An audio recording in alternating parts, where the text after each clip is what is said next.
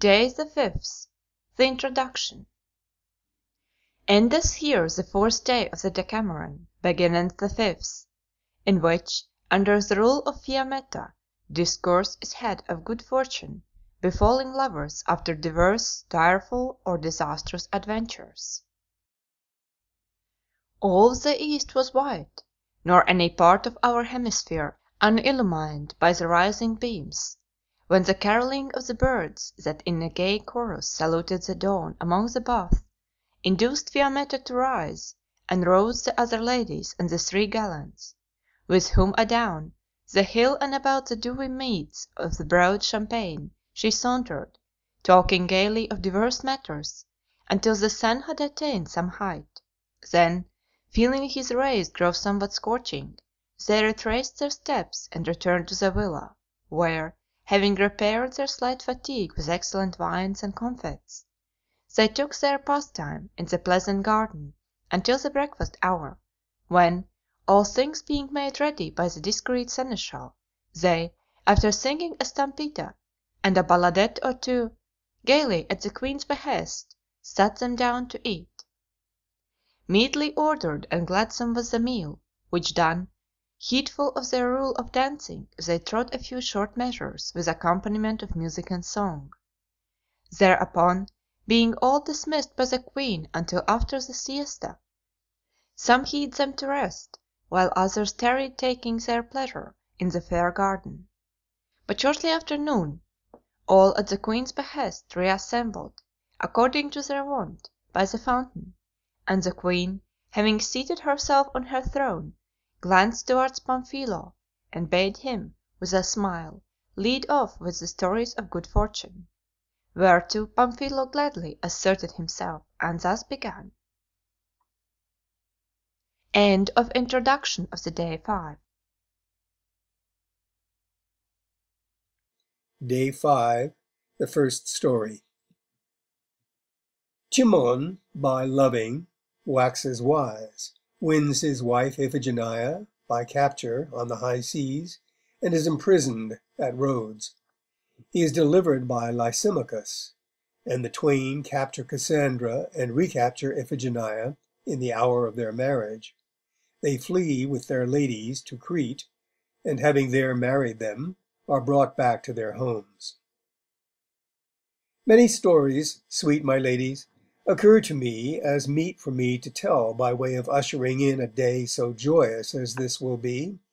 of which one does most commend itself to my mind, because not only has it one of those happy endings of which today we are in quest, but 'twill enable you to understand how holy, how mighty, and how salutary are the forces of love, which not a few, witting not what they say, do most unjustly reprobate and reviled, which, if I err not, should to you, for that I take you to be enamoured, be indeed welcome. Once upon a time, then, as we have read in the ancient histories of the Cypriots, there was in the island of Cyprus a very great noble named Aristippus, a man rich in all worldly goods beyond all other of his countrymen, and who might have deemed himself incomparably blessed, but for a single sore affliction that fortune had allotted him, which was that among his sons he had one, the best grown and handsomest of them all, that was well nigh a hopeless imbecile. His true name was Galesus, but as neither his tutor's pains, nor his father's coaxing or chastisement, nor any other method, had availed to imbue him with any tincture of letters or manners, but he still remained gruff and savage of voice, and in his bearing liker to a beast than to a man, all, as in derision, were wont to call him Cimon, which in their language signifies the same as bestione, brute, in ours. The father, grieved beyond measure to see his son's life thus blighted, and having abandoned all hope of his recovery, nor caring to have the cause of his mortification ever before his eyes, bade him betake him to the farm, and there keep with his husbandmen. To Cimon the change was very welcome, because the manners and habits of the uncouth hinds were more to his taste than those of the citizens. So to the farm Chimon hied him, and addressed himself to the work thereof. And being thus employed, he chanced one afternoon, as he passed, staff on shoulder, from one domain to another, to enter a plantation, the like of which for beauty there was not in those parts, and which was then, for 'twas the month of May, a mass of greenery. And as he traversed it, he came, as fortune was pleased to guide him, to a meadow girt in with trees exceeding tall, and having in one of its corners a fountain most fair and cool, beside which he espied a most beautiful girl, lying asleep on the green grass, clad only in a vest of such fine stuff that it scarce in any measure veiled the whiteness of her flesh, and below the waist naught but an apron most white and fine of texture. And likewise at her feet there slept 2 women and a man, her slaves. No sooner did Chimon catch sight of her, than, as if he had never before seen form of woman, he stopped short, and leaning on his cudgel, regarded her intently, saying never a word, and lost in admiration. And in his rude soul, which, despite 1,000 lessons, had hitherto remained impervious to every delight that belongs to urbane life, he felt the awakening of an idea, that bade his gross and coarse mind acknowledge that this girl was the fairest creature that had ever been seen by mortal eye. And thereupon he began to distinguish her several parts, praising her hair, which showed to him as gold, her brow, her nose and mouth, her throat and arms, and above all her bosom, which was as yet but in bud. And as he gazed, he changed of a sudden from a husbandman into a judge of beauty, and desired of all things to see her eyes, which the weight of her deep slumber kept close shut, and many a time he would fain have awakened her, that he might see them. But so much fairer seemed she to him than any other woman that he had seen, that he doubted she must be a goddess. And he was not so devoid of sense but that he deemed things divine more worthy of reverence than things mundane. He forbore, and waited until she should wake of her own accord. And though he found the delay overlong, yet, enthralled by so unwonted a delight, he knew not how to be going.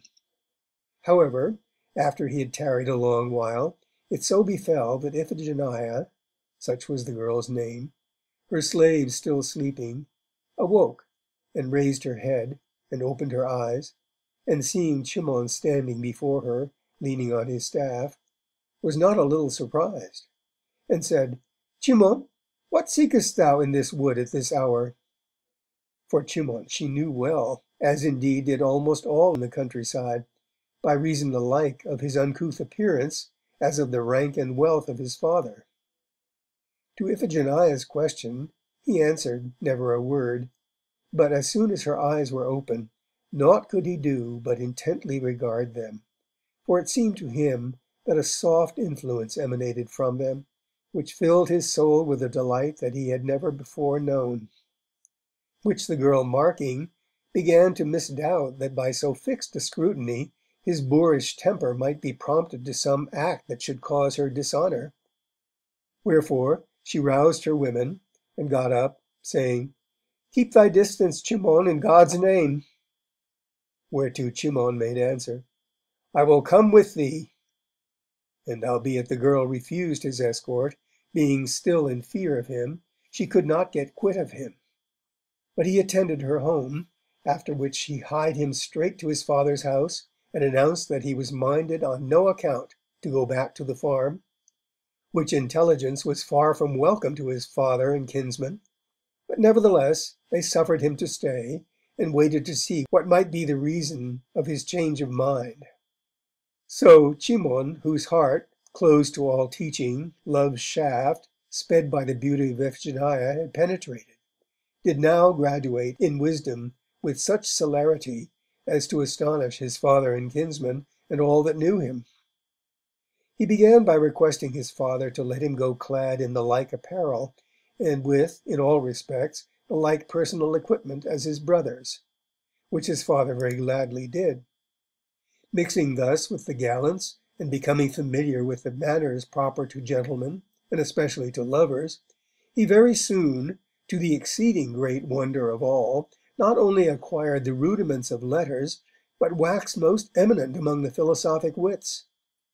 After which, for no other cause than the love he bore to Iphigenia, he not only modulated his gruff and boorish voice to a degree of smoothness suitable to urbane life, but made himself accomplished in singing and music. In riding also, and in all matters belonging to war, as well by sea as by land, he waxed most expert and hardy.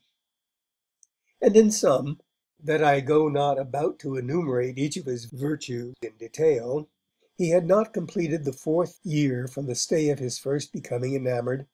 before he was grown the most gallant and courteous, aye, and the most perfect in particular accomplishments of the young cavaliers that were in the island of Cyprus. What then, gracious ladies, are we to say of Cimon? Verily, naught else but that the high faculties with which heaven had endowed his noble soul, invidious fortune had bound with the strongest of cords, and circumscribed within a very narrow region of his heart. All which cords love, more potent than fortune, burst and break in pieces, and then, with the might wherewith he wakens dormant powers, he brought them forth of the cruel obfuscation in which they lay, into clear light, plainly showing thereby whence he may withdraw, and whither he may guide, by his beams the souls that are subject to his sway. Now, albeit by his love for Iphigenia Cimon was betrayed, as young lovers very frequently are, into some peccadilloes, yet Aristippus, reflecting that it had turned him from a booby into a man, not only bore patiently with him, but exhorted him with all his heart to continue steadfast in his love. And Cimon, who still refused to be called Galesus, because 'twas as Cimon that Iphigenia had first addressed him, being desirous to accomplish his desire by honourable means, did many a time urge his suit upon her father, Cypsius, that he would give her him to wife. Whereto Cypsius always made the same answer, to wit, that he had promised her to Pasimondas, a young Rhodian noble, and was not minded to break faith with him. However, the time appointed for Iphigenia's wedding being come, and the bridegroom having sent for her, Cimon said to himself, "'Tis now for me to show thee, Iphigenia, how great is my love for thee. 'Tis by thee that I am grown a man, nor doubt I, if I shall have thee, that I shall wax more glorious than a god, and verily thee I will have, or die." Having so said, he privily enlisted in his cause certain young nobles that were his friends, and secretly fitted out a ship with all equipment meet for combat, and put to sea on the lookout for the ship that was to bear Iphigenia to Rhodes and her husband. And at length, when her father had done lavishing honours upon her husband's friends, Iphigenia embarked, and the mariners, shaping their course for Rhodes, put to sea. Cimon was on the alert, and overhauled them the very next day, and standing on his ship's prow, shouted amain to those that were aboard Iphigenia's ship, "Bring to, strike sails, or look to be conquered and sunk in the sea." Then, seeing that the enemy had gotten their arms above deck, and were making ready to make a fight of it, he followed up his words by casting a grapnel upon the poop of the Rhodians, who were making great way, and having thus made their poop fast to his prow, he sprang, fierce as a lion, reckless whether he were followed or no, onto the Rhodian ship, making, as it were, no account of them, and animated by love, hurled himself, sword in hand, with prodigious force among the enemy, and cutting and thrusting right and left, slaughtered them like sheep. Insomuch that the Rhodians, marking the fury of his onset, threw down their arms, and as with one voice did all acknowledge themselves his prisoners. To whom Cimon, "Gallants," quoth he, 'Twas neither lust or beauty nor enmity to you that caused me to put out from Cyprus to attack you here with force of arms on the high seas. Moved was I thereto by that which to gain is to me a matter great indeed, which peaceably to yield me is to you but a slight matter. For 'tis even Iphigenia,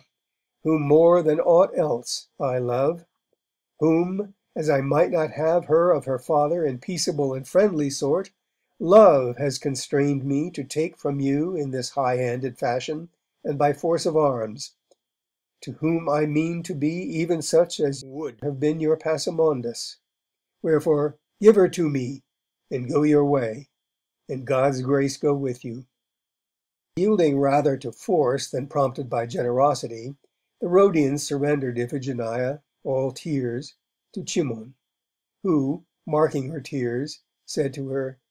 Grieve not, noble lady, thy Cimon am I, who, by my long love, have established a far better right to thee than Passamondus by the faith that was plighted to him. So saying, he sent her aboard his ship, whither he followed her, touching naught that belonged to the Rhodians, and suffering them to go their way. To have gotten so dear a prize made him the happiest man in the world, but for a time 'twas all he could do to assuage her grief. Then, after taking counsel with his comrades, he deemed it best not to return to Cyprus for the present, and so, by common consent, they shaped their course for Crete, where most of them, and especially Cimon, had alliances of old or recent date, and friends not a few, whereby they deemed that they might tarry with Iphigenia in security. But fortune, that had accorded Cimon so gladsome a capture of the lady, suddenly proved fickle, and converted the boundless joy of the enamoured gallant into woeful and bitter lamentation. 'Twas not yet full 4 hours since Cimon had parted from the Rhodians, when, with the approach of night, that night from which Cimon hoped such joyance as he had never known, came weather most turbulent and tempestuous, which wrapped the heavens in cloud, and swept the sea with scathing blasts, whereby 'twas not possible for any to see how the ship was to be worked or steered, or to steady himself so as to do any duty upon her deck. Whereat what grief was Cimon's, it boots not to ask. Indeed, it seemed to him that the gods had granted his heart's desire only that it might be harder for him to die, which had else been to him but a light matter. Not less downcast were his comrades, but most of all Iphigenia, who, weeping bitterly, and shuddering at every wave that struck the ship, did cruelly curse Cimon's love, and censure his rashness, averring that this tempest was come upon them for no other cause than that the gods had decreed that, as 'twas in despite of their will that he purposed to espouse her, he should be frustrate of his presumptuous intent, and having lived to see her expire, should then himself meet a woeful death. While thus, and yet more bitterly, they bewailed them, and the mariners were at their wits' end, as the gale grew hourly more violent, nor knew they, nor might conjecture, whither they went, they drew nigh the island of Rhodes, albeit that Rhodes it was they wist not, and set themselves, as best and most skilfully they might, to run the ship aground, in which enterprise fortune favoured them, bringing them into a little bay, where, shortly before them, was arrived the Rhodian ship that Cimon had let go. Nor were they sooner aware that 'twas Rhodes they had made, than day broke, and the sky thus brightening a little, they saw that they were about a bow shot from the ship that they had released on the preceding day.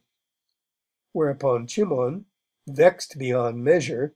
being apprehensive of that which in fact befell them, bade make every effort to win out of the bay, and let fortune carry them whither she would, for nowhere might they be in worse plight than there. So might and main they strove to bring the ship out, but all in vain.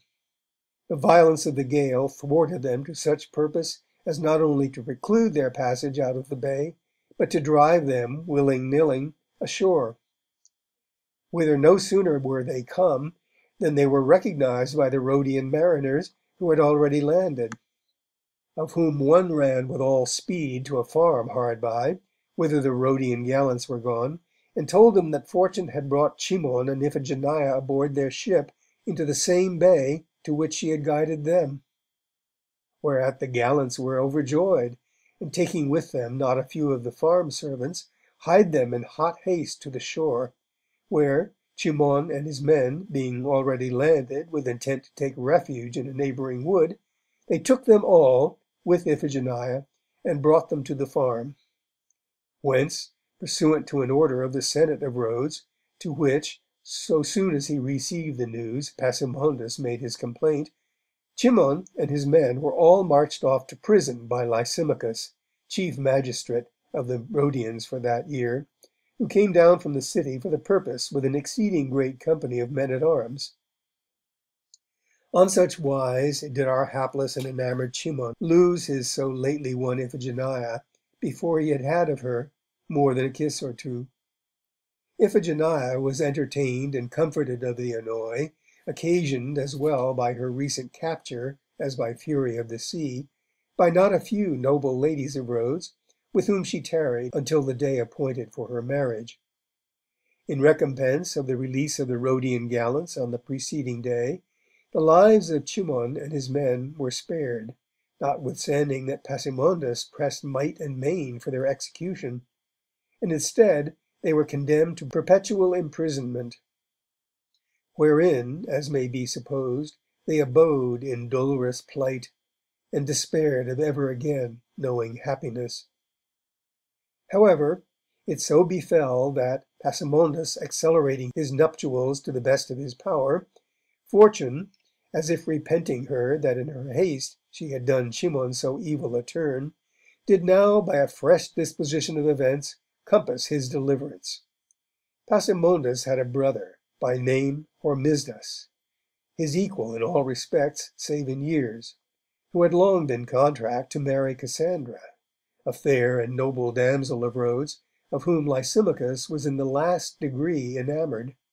But owing to divers accidents, the marriage had been from time to time put off. Now Pasimondus, being about to celebrate his nuptials with exceeding great pomp, bethought him that he could do no better than, to avoid a repetition of the pomp and expense, arrange, if so he might, that his brother should be wedded on the same day with himself. So, having consulted anew with Cassandra's kinsfolk, and come to an understanding with them, he and his brother and they conferred together, and agreed that on the same day that Pasimondus married Iphigenia, Hormisdas should marry Cassandra. Lysimachus, getting wind of this arrangement, was mortified beyond measure, seeing himself thereby deprived of the hope which he cherished of marrying Cassandra himself, if Hormisdas should not forestall him. But like a wise man he concealed his chagrin, and cast about how he might frustrate the arrangement, to which end he saw no other possible means but to carry Cassandra off. It did not escape him that the office which he held would render this easily feasible, but he deemed it all the more dishonourable than if he had not held the office. But, in short, after much pondering, honour yielded place to love, and he made up his mind that, come what might, he would carry Cassandra off. Then, as he took thought what company he should take with him, and how he should go about the affair, he remembered Cimon, whom he had in prison with his men, and it occurred to him that he could not possibly have a better or more trusty associate in such an enterprise than Cimon. Wherefore, the same night, he caused Cimon to be brought privily to him in his own room, and thus addressed him: Cimon, as the gods are most generous and liberal to bestow their gifts on men, so are they also most sagacious to try their virtue, and those whom they find to be firm and steadfast in all circumstances they honour as the most worthy with the highest rewards. They have been minded to be certified of thy worth by better proofs than thou couldst afford them, as long as thy life was bounded by thy father's house amid the superabundant wealth which I know him to possess. Wherefore, in the first place, they so wrought upon thee with the shrewd incitements of love, that from an insensate brute, as I have heard, thou grewest to be a man, since when it has been and is their intent to try whether evil fortune and harsh imprisonment may avail to change thee from the temper that was thine, when for a short while thou hadst joyance of the prize thou hadst won. And so thou prove the same that thou wast then, they have in store for thee a boon incomparably greater than aught that they vouchsafed thee before. What that boon is, to the end thou mayst recover heart and thy wonted energies, I will now explain to thee. Pasimondus, exultant in thy misfortune, and eager to compass thy death, hastens to the best of his power his nuptials with thy Iphigenia, that so may he enjoy the prize that fortune, erstwhile smiling, gave thee, and forthwith, frowning, reft from thee. Whereat how sore must be thy grief, if rightly I gauge thy love, I know by my own case, seeing that his brother Hormisdas addresses himself to do me on the same day a like wrong in regard of Cassandra, whom I love more than aught else in the world. Nor see I that fortune has left us any way of escape from this her unjust and cruel spite, save what we may make for ourselves by a resolved spirit and the might of our right hands. Take we then the sword, and therewith make we each prize of his lady, thou for the second, I for the first time. For so thou value the recovery, I say not of thy liberty, for without thy lady I doubt thou wouldst hold it cheap, but of thy lady the gods have placed it in thine own hands, if thou art but minded to join me in my enterprise.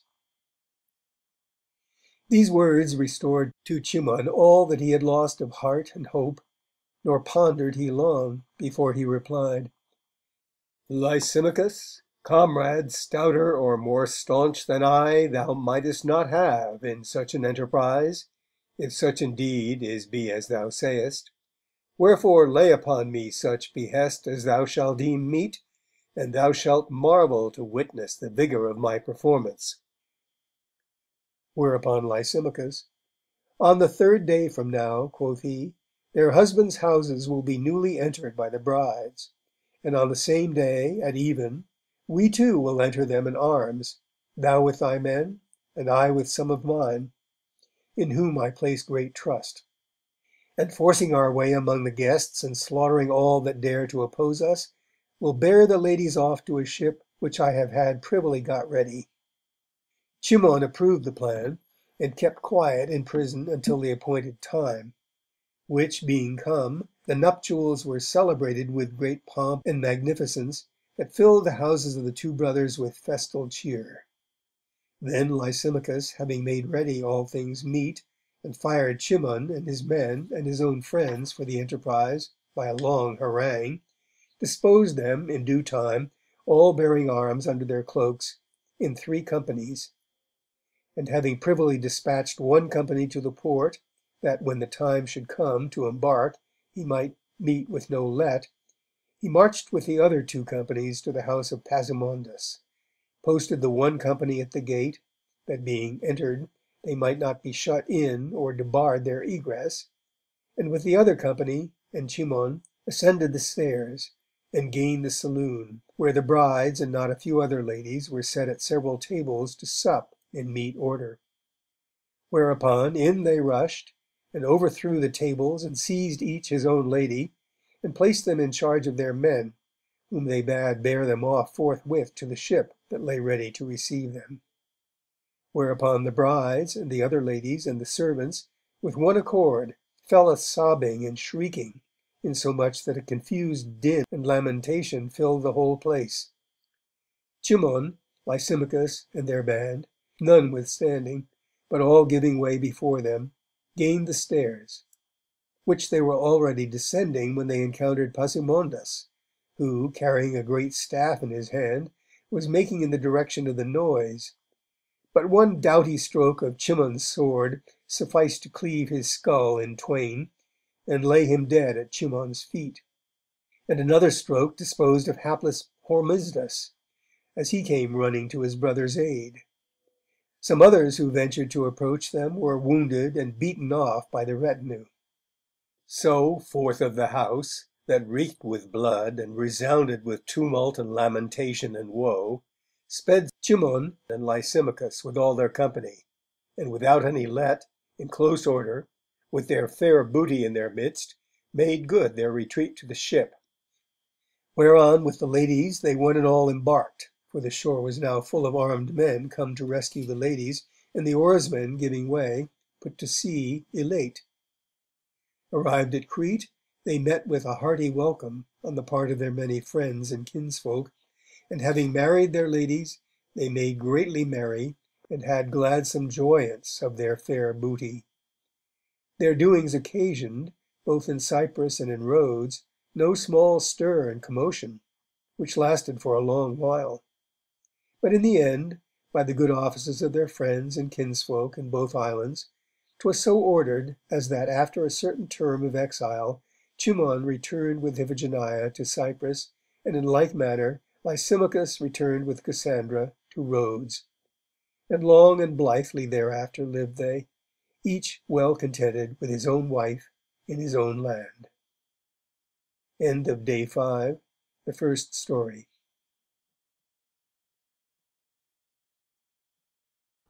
Day 5, the second story. Costanza loves Martuccio Gomito, and hearing that he is dead, gives way to despair, and hies her alone aboard a boat, which is wafted by the wind to Susa.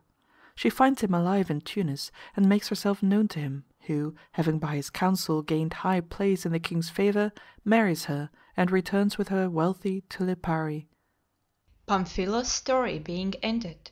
the queen, after commending it not a little, called for one to follow from Emilia, who thus began. Meet and right it is that one should rejoice when events so fall out that passion meets with its due reward, and as love merits in the long run rather joy than suffering, far gladlier obey I the queen's than I did the king's behest, and address myself to our present theme. You are to know then, dainty ladies, that not far from Sicily there is an islet called Lipari, in which, no great while ago, there dwelt a damsel, Costanza by name, fair as fair could be, and of one of the most honourable families in the island. And one Martuccio Gomito, who was also of the island, a young man most gallant and courteous, and worthy for his condition, became enamoured of Costanza, who in like manner grew so afire for him that he was ever ill at ease except she saw him. Martuccio, craving her to wife, asked her of her father, who made answer that, Martuccio being poor, he was not minded to give her to him. Mortified to be thus rejected by reason of poverty, Martuccio took an oath in presence of some of his friends and kinsfolk that Lipari should know him no more until he was wealthy. So away he sailed, and took to scouring the seas as a rover on the coast of Barbary, preying upon all whose force matched not his own. In which way of life he found fortune favourable enough, had he but known how to rest and be thankful. But 'twas not enough that he and his comrades in no long time waxed very wealthy. Their covetousness was inordinate, and, while they sought to gratify it, they chanced in an encounter with certain Saracen ships to be taken after a long defence, and despoiled, and, most part of them, thrown into the sea by their captors, who, after sinking his ship, took Martuccio with them to Tunis, and clapped him in prison, and there kept him a long time in a very sad plight. Meanwhile, not by one or two, but by divers and not a few persons, tidings reached Lipari that all that were with Martuccio aboard his bark had perished in the sea. The damsel, whose grief on Martuccio's departure had known no bounds, now hearing that he was dead with the rest, wept a great while, and made up her mind to have done with life. But, lacking the resolution to lay violent hands upon herself, she bethought her how she might devote herself to death by some novel expedient. So one night she stole out of her father's house, and hied her to the port, and there by chance she found, lying a little apart from the other craft, a fishing boat, which, as the owners had but just quitted her, was still equipped with mast and sails and oars. Aboard which boat she forthwith got, and being, like most of the women of the island, not altogether without nautical skill, she rowed some distance out to sea, and then hoisted sail, and cast away oars and tiller, and let the boat drift, deeming that a boat without lading or steersman would certainly be either capsized by the wind, or dashed against some rock and broken in pieces, so that escape she could not, even if she would, but must perforce drown. and so, her head wrapped in a mantle, she stretched herself weeping on the floor of the boat. But it fell out quite otherwise than she had conjectured, for, the wind being from the north and very equable, with next to no sea, the boat kept an even keel, and next day about vespers bore her to land hard by a city called Susa, full 100 miles beyond Tunis. To the damsel 'twas all one whether she were at sea or ashore, for since she had been aboard she had never once raised, nor, come what might, meant she ever to raise, her head. Now it so chanced that when the boat grounded there was on the shore a poor woman that was in the employ of some fishermen, whose nets she was just taking out of the sunlight. Seeing the boat under full sail, she marvelled how it should be suffered to drive ashore, and conjectured that the fishermen on board were asleep. So to the boat she hied her, and finding therein only the damsel fast asleep, she called her many times, and at length awakened her. And perceiving by her dress that she was a Christian, she asked her in Latin how it was that she was come thither all alone in the boat. Hearing the Latin speech, the damsel wondered whether the wind had not shifted and carried her back to Lipari. So up she started, gazed about her, and finding herself ashore and the aspect of the country strange, asked the good woman where she was. To which the good woman made answer, "My daughter, thou art hard by Susa in Barbary." Whereupon the damsel, sorrowful that God had not seen fit to accord her the boon of death, apprehensive of dishonour, and at her wit's end, sat herself down at the foot of her boat and burst into tears. Which the good woman saw not without pity, and persuaded her to come with her into her hut, and there by coaxing drew from her how she was come thither, and knowing that she could not but be fasting, she set before her her own coarse bread and some fish and water, and prevailed upon her to eat a little. Costanza thereupon asked her who she was that thus spoke Latin, whereto she answered that her name was Carapresa, and that she was from Trapani, where she had served some Christian fishermen. To the damsel, sad indeed though she was, this name Carapresa, wherefore she knew not, seemed to be of happy augury, so that she began to take hope, she knew not why, and to grow somewhat less fain of death. Wherefore, without disclosing who or whence she was, she earnestly besought the good woman for the love of God to have pity on her youth, and advise her how best to avoid insult.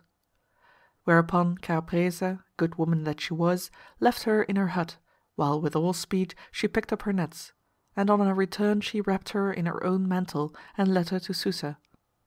Arrived there, she said to her, "Costanza, I shall bring thee to the house of an excellent Saracen lady, for whom I frequently do bits of work, as she has occasion. She is an old lady and compassionate. I will commend thee to her care as best I may, and I doubt not she will right gladly receive thee, and entreat thee as her daughter. And thou wilt serve her, and, while thou art with her, do all thou canst to gain her favour, until such time as God may send thee better fortune." And as she said, so she did.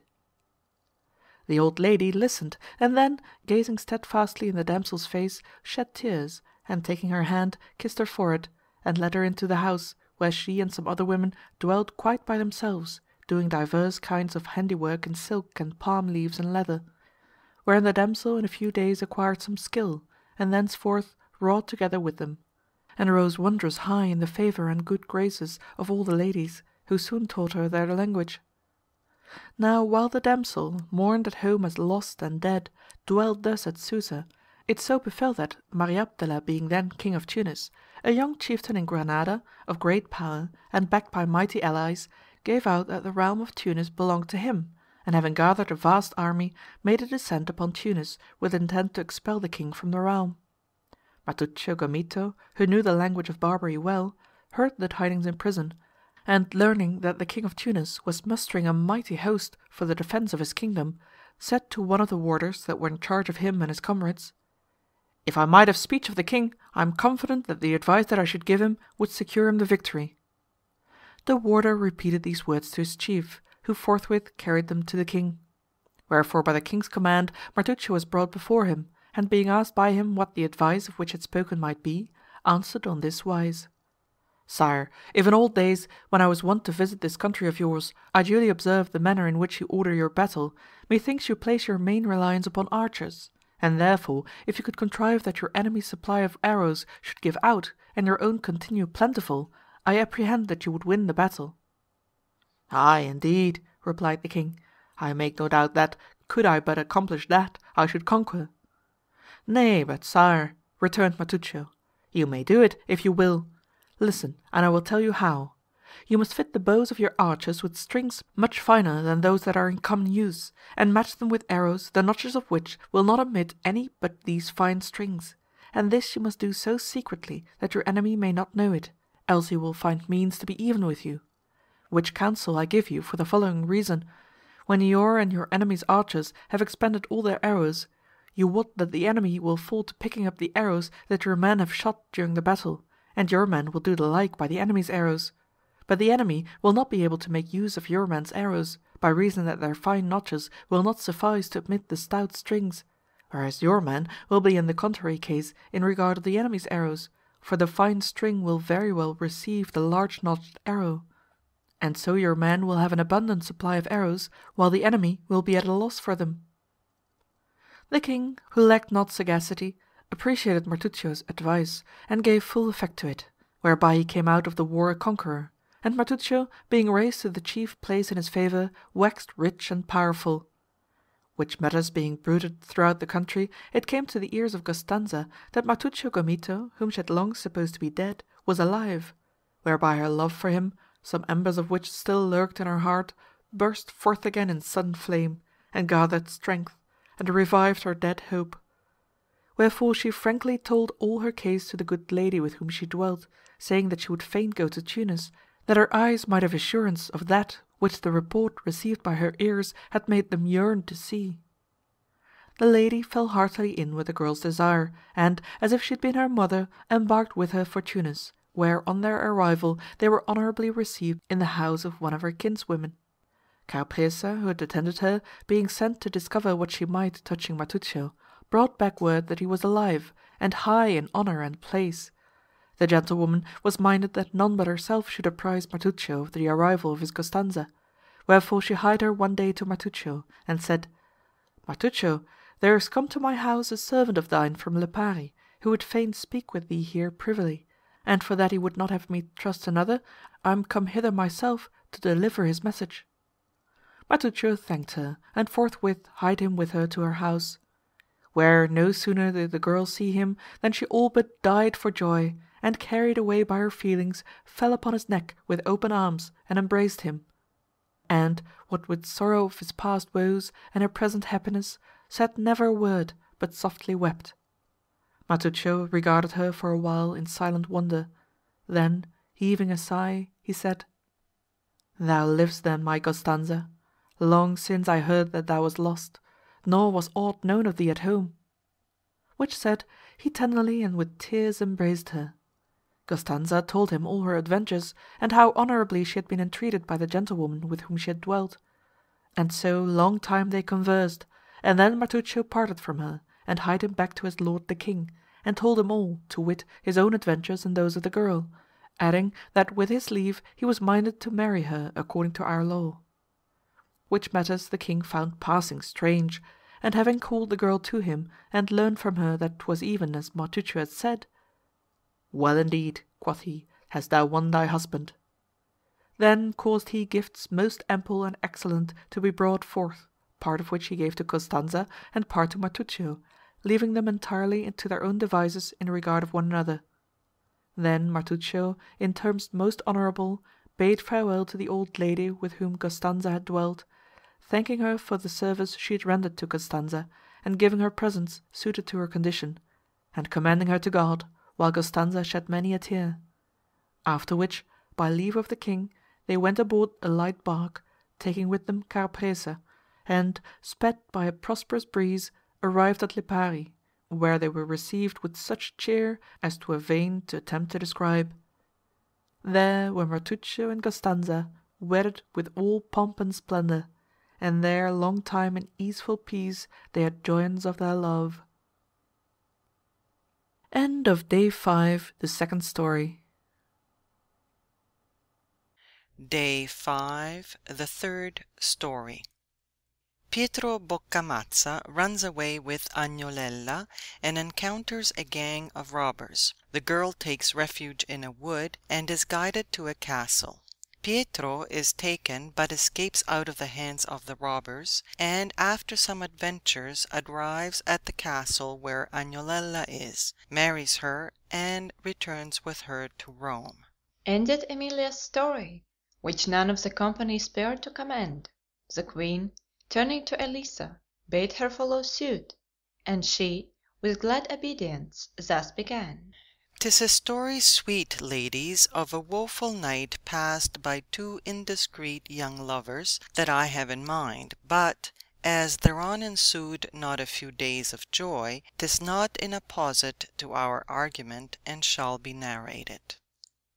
'Tis no long time since at Rome, which albeit now the tale was of yore the head of the world, there dwelt a young man, Pietro Boccaccio by name, a scion of one of the most illustrious of the Roman houses, who became enamored of a damsel exceeding fair, and amorous withal, her name Agnolella, the daughter of one Gigliuzzo Saulo, a plebeian, but in high repute among the Romans. Nor loving thus did Pietro lack the address to inspire in Agnolella a love as ardent as his own. Wherefore, overmastered by his passion, and minded no longer to endure the sore suffering that it caused him, he asked her in marriage. Whereof his kinsfolk were no sooner apprised, than with one accord they came to him, and strongly urged him to desist from his purpose. They also gave Gigliuzzo Saulo to understand that he were best to pay no sort of heed to Pietro's words, for that if he so did, they would never acknowledge him as friend or relative.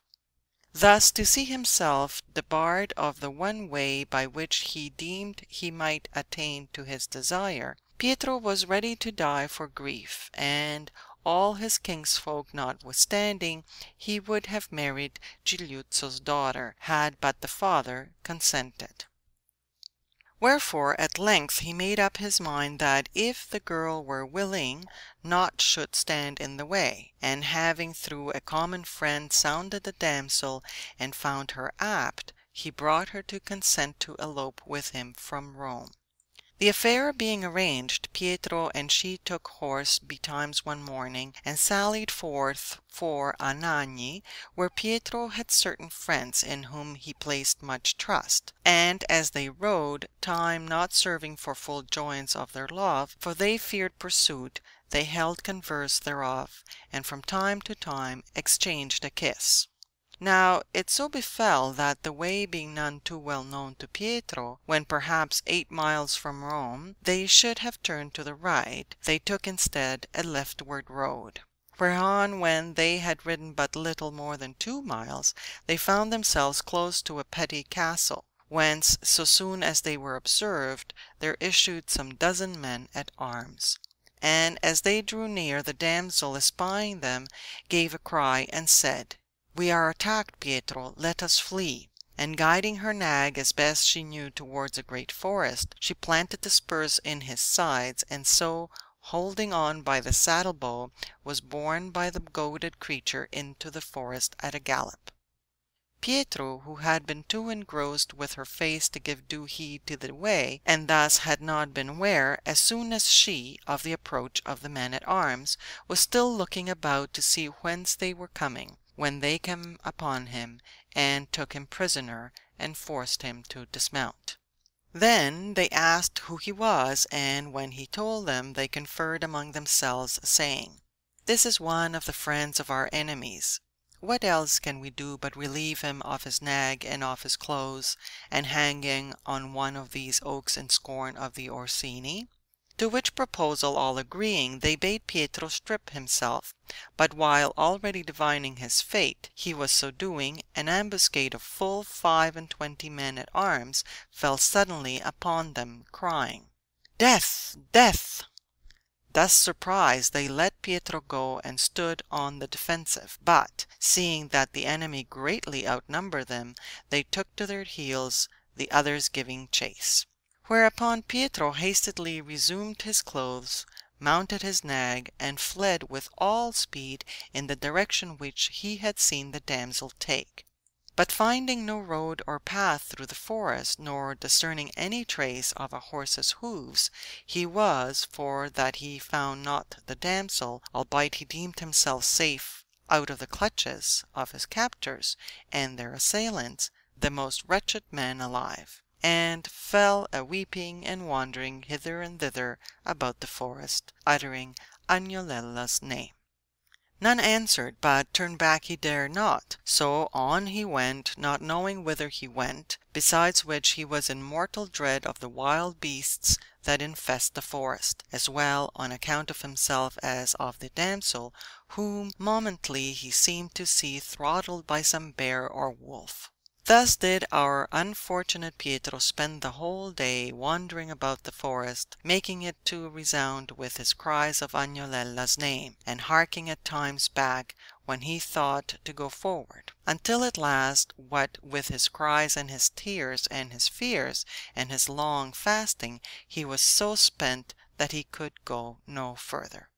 'Twas then nightfall, and as he knew not what else to do, he dismounted at the foot of an immense oak, and having tethered his nag to the trunk, climbed up into the branches, lest he should be devoured by the wild beasts during the night. Shortly afterwards the moon rose with a very clear sky, and Pietro, who dared not sleep lest he should fall, and indeed had he been secure from that risk, his misery and his anxiety on account of the damsel would not have suffered him to sleep, kept watch, sighing and weeping and cursing his evil luck. Now the damsel, who, as we said before, had fled she knew not whither, allowing her nag to carry her whithersoever he would, strayed so far into the forest that she lost sight of the place where she had entered it, and spent the whole day just as Pietro had done, wandering about the wilderness, pausing from time to time, and weeping and uttering his name, and bewailing her evil fortune. At last, seeing that 'twas now the vesper hour and Pietro came not, she struck into a path which the nag followed, until, after riding some 2 miles, she espied at some distance a cottage, for which she made with all speed, and found there a good man, well stricken in years, with his wife, who was likewise aged. Seeing her ride up alone, they said, "Daughter, wherefore ridest thou thus alone at this hour in these parts?" Weeping, the damsel made answer that she had lost her companion in the forest, and asked how far might Anagni be from there. "My daughter," returned the good man, "this is not the road to Anagni. 'Tis more than 12 miles away." "And how far off," inquired the damsel, "are the nearest houses in which one might find lodging for the night?" "There are none so near," replied the good man, "that thou canst reach them today." "Then, so please you," said the damsel, "since go elsewhither I cannot, for God's sake let me pass the night here with you." Whereto the good man made answer, "Damsel, welcome art thou to tarry the night with us, but still thou art to know that these parts are infested both by day and by night by bands, which, be they friends or be they foes, are alike ill to meet with, and not seldom do much despite and mischief, and if by misadventure one of these bands should visit us while thou wert here, and marking thy youth and beauty should do thee despite and dishonor, we should be unable to afford thee any succor. This we would have thee know, that if it should so come to pass, thou mayst not have cause to reproach us." The damsel heard not the old man's word without dismay, but, seeing that the hour was now late, she answered, "God, if he be so pleased, will save both you and me from such molestation, and if not, 'tis a much lesser evil to be maltreated by men than to be torn in pieces by the wild beasts in the forest." So saying, she dismounted and entered the cottage, where, having supped with the poor man and his wife on such humble fare as they had, she laid herself in her clothes beside them in their bed. She slept not, however, for her own evil plight and that of Pietro, for whom she knew not how to augur aught but evil, kept her sighing and weeping all night long. and towards matins she heard a great noise as of men that marched. So up she got, and hied her into a large courtyard that was in the rear of the cottage, and part of which was covered with a great heap of hay, which she espying hid herself therein, that, if the men came there, they might not so readily find her. Scarce had she done so than the men, who proved to be a strong company of marauders, were at the door of the cottage, which they forced open, and having entered and found the damsel's nag still saddled, they asked who was there. The damsel being out of sight, the good man answered, "There is none here but my wife and I, but this nag, which has given some one the slip, found his way hither last night, and we housed him, lest he should be devoured by the wolves." "So," said the chief of the band, "as he has no owner, he will come in very handy for us."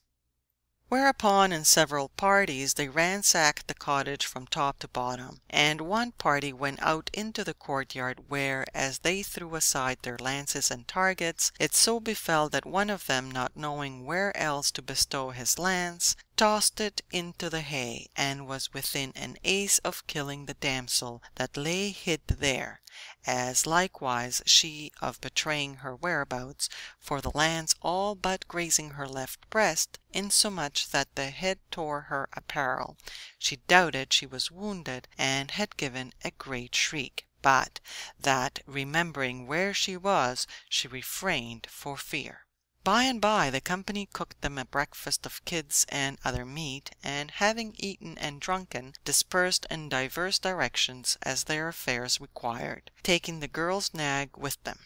And when they were gotten some little way off, the good man asked his wife, "What became of the damsel, our guest of last night, that I have not seen her since we rose?" The good woman answered that she knew not where the damsel was, and went to look for her. The damsel, discovering that the men were gone, came forth of the hay, and the good man, seeing her, was overjoyed that she had not fallen into the hands of the ruffians, and, as the day was breaking, said to her, "Now that the day is at hand, we will, so it like thee, escort thee to a castle some 5 miles hence, where thou wilt be in safety, but thou must needs go afoot, because these villains that are but just gone have taken thy nag with them." The damsel, resigning herself to her loss, besought them for God's sake to take her to the castle, whereupon they set forth and arrived there about half tierce. Now the castle belonged to one of the Orsini, Liello di Campo di Fiore by name, whose wife, as it chanced, was there. A most kindly and good woman she was, and recognizing the damsel as soon as she saw her, gave her a hearty welcome, and would fain have from her a particular account of how she came there. So the damsel told her the whole story. The lady, to whom Pietro was also known as being a friend of her husband, was distressed to hear of his misadventure, and being told where he was taken, gave him up for dead. So she said to the damsel, "Since so it is that thou knowest not how Pietro has fared, thou shalt stay here with me until such time as I may have opportunity to send thee safely back to Rome." Meanwhile Pietro, perched on his oak in as woeful a plight as might be, had espied, when he should have been in his first sleep, a full score of wolves that, as they prowled, caught sight of the nag, and straightway were upon him on all sides. The horse, as soon as he was ware of their approach, strained on the reins till they snapped, and tried to make good his escape, but being hemmed in, was brought to bay, and made a long fight of it with his teeth and hoofs, but in the end they bore him down, and throttled him, and forthwith eviscerated him, and the whole pack falling upon him, devoured him to the bone before they had done with him. Whereat Pietro, who felt that in the nag he had lost a companion and a comfort in his travail, was sorely dismayed, and began to think that he should never get out of the forest. but towards dawn he perched there in the oak, almost dead with cold, looking around him, as he frequently did, espied about a mile off a huge fire, wherefore as soon as 'twas broad day he got down, not without trepidation, from the oak, and bent his steps towards the fire, and being come to it, he found gathered about it a company of shepherds, eating and making merry, who took pity on him and made him welcome.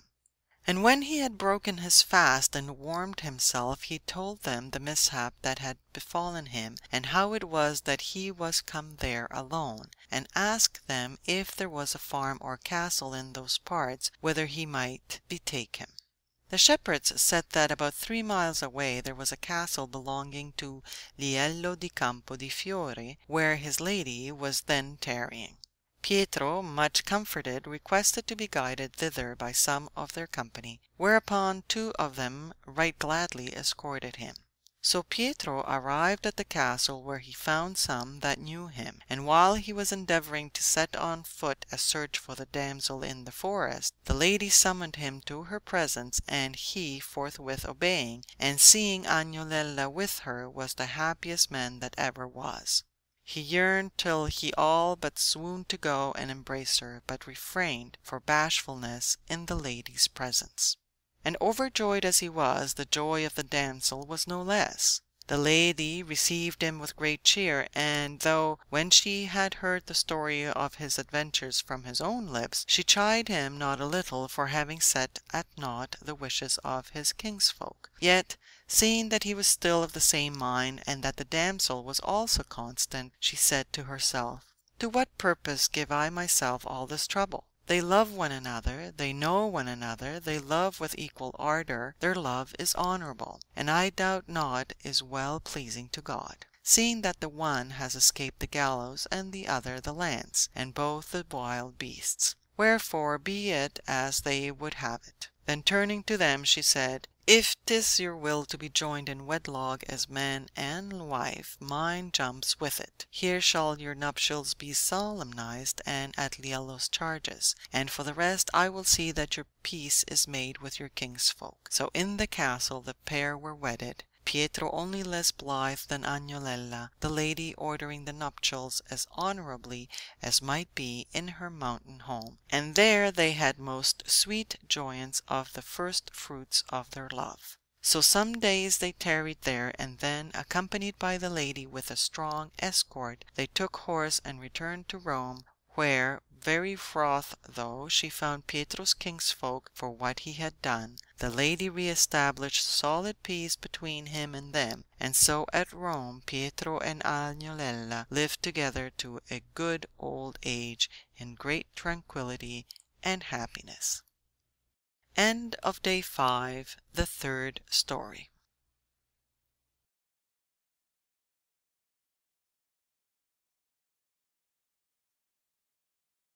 Day 5, the Fourth Story. Ricciardo Monardi is found by Messer Lizio de Varbona with his daughter, whom he marries and remains at peace with her father. In silence Elisa received the praise bestowed on her story by her fair companions, and then the queen called for a story from Philostrato, who with a laugh began on this wise. Chidden have I been so often and by so many of you for the sore burden which I have laid upon you, of discourse harsh and meet for tears, that, as some compensation for such annoy, I deem myself bound to tell you somewhat that may cause you to laugh a little.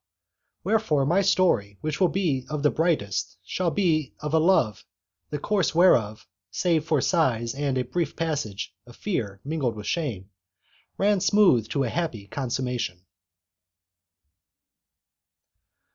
Know then, noble ladies, 'tis no long time since there dwelt in Romagna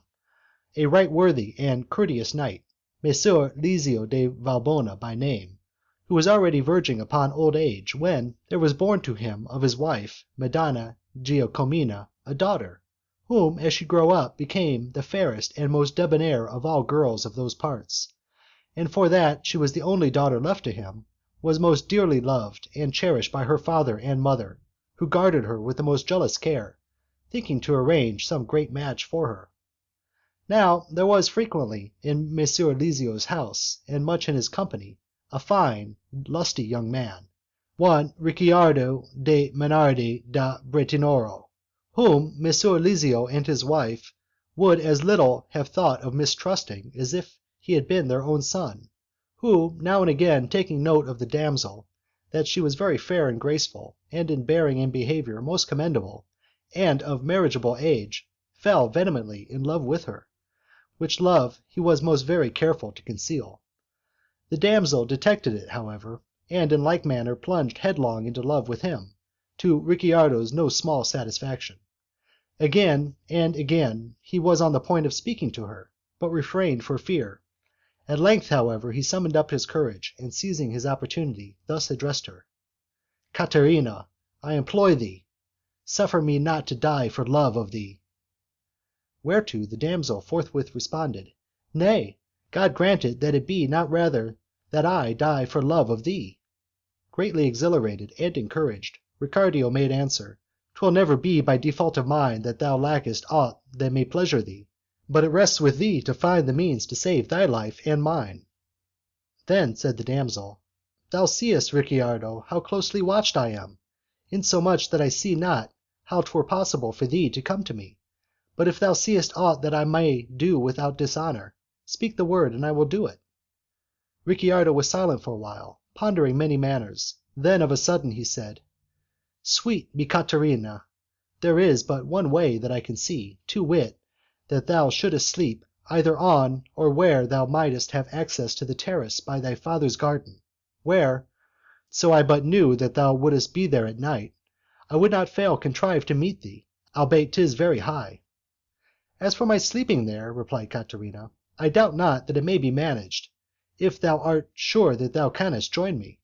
Ricciardo answered in the affirmative, whereupon they exchanged a furtive kiss, and parted. On the morrow, it being now towards the close of May, the damsel began complaining to her mother that by reason of the excessive heat she had not been able to get any sleep during the night. "Daughter," said the lady, "what heat was there? Nay, there was no heat at all." "Had you said 'to my thinking,' mother," rejoined Caterina, "you would perhaps have said sooth,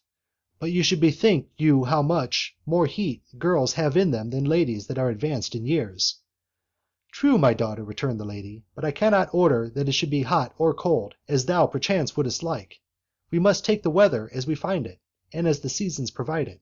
Perchance tonight it will be cooler, and thou wilt sleep better." "God grant it be so," said Caterina, "but 'tis not wanted for the nights to grow cooler as the summer comes on." "What then," said the lady, "wouldst thou have me do?" "With your leave and my father's," answered Caterina, "I should like to have a little bed made up on the terrace by his room and over his garden, where, hearing the nightingale sing, and being in a much cooler place, I should sleep much better than in your room." Whereupon, "Daughter, be of good cheer," said the mother, "I will speak to thy father, and we will do as he shall decide." And so the lady told Messer Lisio what had passed between her and the damsel, but he, being old, and perhaps for that reason a little morose, said, "What nightingale is this, to whose chant she would fain sleep? I will see to it that the cicalas shall yet lull her to sleep." Which speech coming to Caterina's ears gave such offence, that for anger rather than for reason of the heat, she not only slept not herself that night, but suffered not her mother to sleep, keeping up a perpetual complaint of the great heat. Wherefore her mother hied her in the morning to Messer Lisio, and said to him, "Sir, you hold your daughter none too dear. What difference can it make to you that she lie on the terrace? She has tossed about all night long by reason of the heat, and besides, can you wonder that she, girl that she is, loves to hear the nightingale sing? Young folk naturally affect their likes." Whereto Messer Lisio made answer, "Go, make her a bed there to your liking, and set a curtain round it, and let her sleep there, and hear the nightingale sing to her heart's content." Which the damsel no sooner learned than she had a bed made there with the intent to sleep there that same night. Wherefore she watched until she saw Ricciardo, whom by a concerted sign she gave to understand what he was to do. Messer Lisio, as soon as he heard the damsel go to bed, locked a door that led from his room to the terrace, and went to sleep himself. When all was quiet, Ricciardo, with the help of a ladder, got upon a wall, and standing thereon laid hold of certain toothings of another wall, and not without great exertion and risk had he fallen, clambered up on to the terrace, where the damsel received him quietly with the heartiest of cheer. Many a kiss they exchanged, and then got them to bed, where well nigh all night long they had solace and joyance of one another, and made the nightingale sing not a few times. But, brief being the night, and great their pleasure, towards dawn, albeit they wist it not, they fell asleep, Katrina's right arm encircling Ricciardo's neck, while with her left hand she held him by that part of his person which your modesty, my ladies, is most averse to name in the company of men. So peacefully they slept, and were still asleep when day broke and Messer Lizio rose, and calling to mind that his daughter slept on the terrace, softly opened the door, saying to himself, "Let me see what sort of night's rest the nightingale has afforded our Caterina." And, having entered, he gently raised the curtain that screened the bed, and saw Ricciardo asleep with her and in her embrace as described, both being quite naked and uncovered, and having taken note of Ricciardo, he went away and hied him to his lady's room, and called her, saying, "Up, up, wife, come and see, for thy daughter has fancied the nightingale to such purpose that she has caught him, and holds him in her hand." "How can this be?" said the lady. "Come quickly, and thou shalt see," replied Messer Lizio. And so the lady huddled on her clothes, and silently followed Messer Lizio, and when they came to the bed, and had raised the curtain, Madonna Giacomo saw plainly enough how her daughter had caught and did hold the nightingale, whose song she had longed to hear. Whereat the lady, deeming that Ricciardo had played her a cruel trick, would have cried out and upbraided him, but Messer Lizio said to her, "Wife, as thou valuest my love, say not a word, for in good sooth, seeing that she has caught him, he shall be hers. Ricciardo is a gentleman and wealthy, an alliance with him cannot but be to our advantage. If he would part from me on good terms, he must first marry her, so that the nightingale shall prove to have been put in his own cage, and not in that of another." Whereby the lady was reassured, seeing that her husband took the affair so quietly, and their daughter had had a good night, and was rested, and had caught the nightingale. So she kept silence, nor had they long to wait before Ricciardo awoke, and seeing 'twas broad daylight, and deemed 'twas as much as his life was worth, aroused Caterina, saying, "Alas, my soul! What shall we do, now that day has come and surprised me here?" Which question Messer Lizio answered by coming forward and saying, "We shall do well." At sight of him Ricciardo felt as if his heart were torn out of his body, and sate up in the bed, and cried,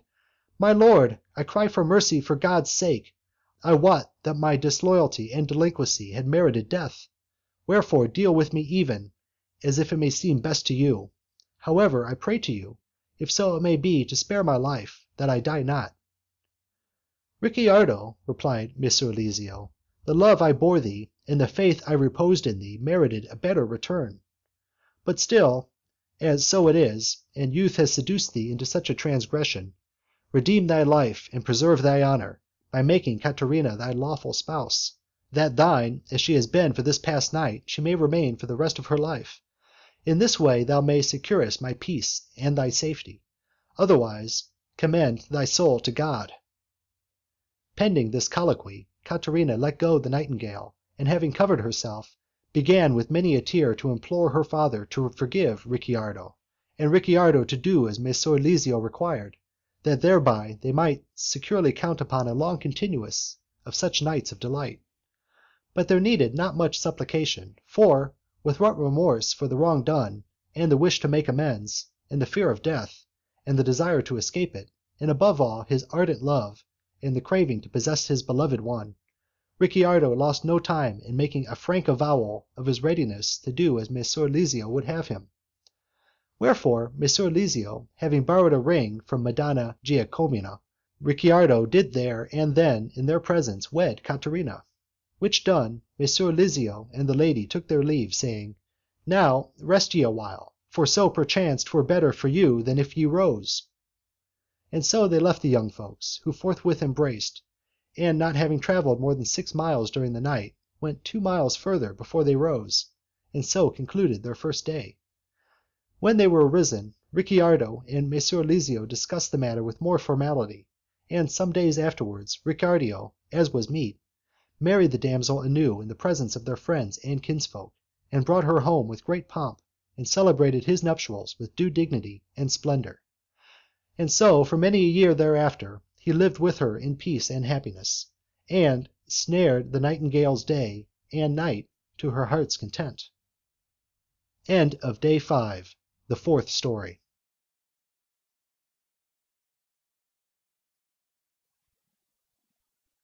Day 5, the Fifth Story. Guidotto da Cremona dies, leaving a girl to Giacomino da Pavia. She has two lovers in Faenza, to wit Giannole di Severino and Minghino di Mingole, who fight about her. She is discovered to be Giannole's sister, and is given to Minghino to wife. All the ladies laughed so heartily over the story of the nightingale, that even when Philostrato had finished, they could not control their merriment. However, when the laughter was somewhat abated, the queen said, "Verily, if thou didst yesterday afflict us, today thou hast tickled us to such purpose, that none of us may justly complain of thee." Then, as the turn had now come round to Neifile, she bade her give them a story, and thus blithely Neifile began. As Philostrato went to Romagna for the matter of his discourse, I too am fain to make a short journey through the same country in what I am about to relate to you. I say then that there dwelt of yore in the city of Fano two Lombards, the one yclept Guidotto da Cremona, and the other Giacomino da Pavia, men advanced in life, who, being soldiers, had spent the best part of their youth in feats of arms. Now Guidotto, being at the point of death, and having no son or any friend or kinsman in whom he placed more trust than in Giacomino, left him a girl of about 10 years, and all that he had in the world. And so, having given him to know not a little of his affairs, he died. About the same time, the city of Faenza, which had long been at war, and in a most sorry plight, began to recover some measure of prosperity, and thereupon liberty to return thither on honourable terms was accorded to all that were so minded.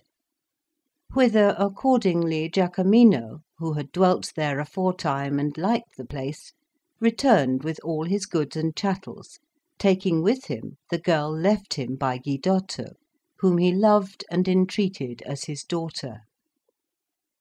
The girl grew up as beautiful a maiden as was to be found in the city, and no less debonair and modest was she than fair. Wherefore she lacked not admirers, but above all 2 young men, both very gallant and of equal merit, the one Giannole di Severino, the other Minghino di Mingole, affected her with so ardent a passion that, growing jealous, they came to hate one another with an inordinate hatred. Right gladly would each have espoused her, she being now 15 years old, but that his kinsman forbade it. Wherefore, seeing that neither might have her in an honourable way, each determined to compass his end as best he might. Now Giacomino had in his house an ancient maid, and a man by name Crivello, a very pleasant and friendly sort of fellow, with whom Giannole grew familiar, and in due time confided to him all his love, praying him to further the attainment of his desire, and promising to reward him handsomely if he did so. Crivello made answer, "Thou must know that there is but one way in which I might be of service to thee in this affair. I might contrive that thou shouldst be where she is when Giacomino is gone off to supper, but were I to presume to say aught to her on thy behalf, she would never listen to me. This, if it please thee, I promise to do for thee, and will be as good as my word, and then thou canst do whatever thou mayst deem most expedient." Giannole said that he asked no more, and so 'twas arranged. Meanwhile, Minghino, on his part, had made friends with the maid, on whom he had so wrought that she had carried several messages to the girl, and had gone far to kindle her to his love, and furthermore had promised to contrive that he should meet her when for any cause Giacomino should be from home in the evening. And so it befell that no long time after these parleys, Giacomino, by Crivello's management, was to go sup at the house of a friend, and by pre-concert between Crivello and Giannole, upon signal given, Giannole was to come to Giacomino's house and find the door open. The maid, on her part, witting naught of the understanding between Crivello and Giannole, let Minghino know that Giacomino would not sup at home, and bade him be near the house, so that he might come and enter it on sight of a signal from her. The evening came. Neither of the lovers knew aught of what the other was about, but being suspicious of one another, they came to take possession, each with his own company of armed friends. Minghino, while awaiting the signal, rested with his company in the house of one of his friends, hard by the girl's house. Giannole, with his company, was posted a little farther off. Crivello and the maid, when Giacomino was gone, did each their endeavour to get the other out of the way. Crivello said to the maid, "How is it thou takest not thyself to bed, but goest still hither and thither about the house?" And the maid said to Crivello, "Nay, but why goest thou not after thy master? Thou hast supped? What awaitest thou here?"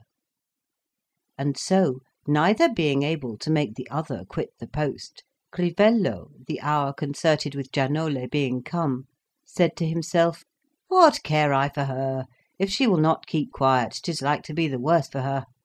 Whereupon he gave the signal, and hied him to the door, which he had no sooner opened than Giannole entered with two of his companions, and finding the girl in the saloon, laid hands on her with intent to carry her off. The girl struggled and shrieked amain, as did also the maid.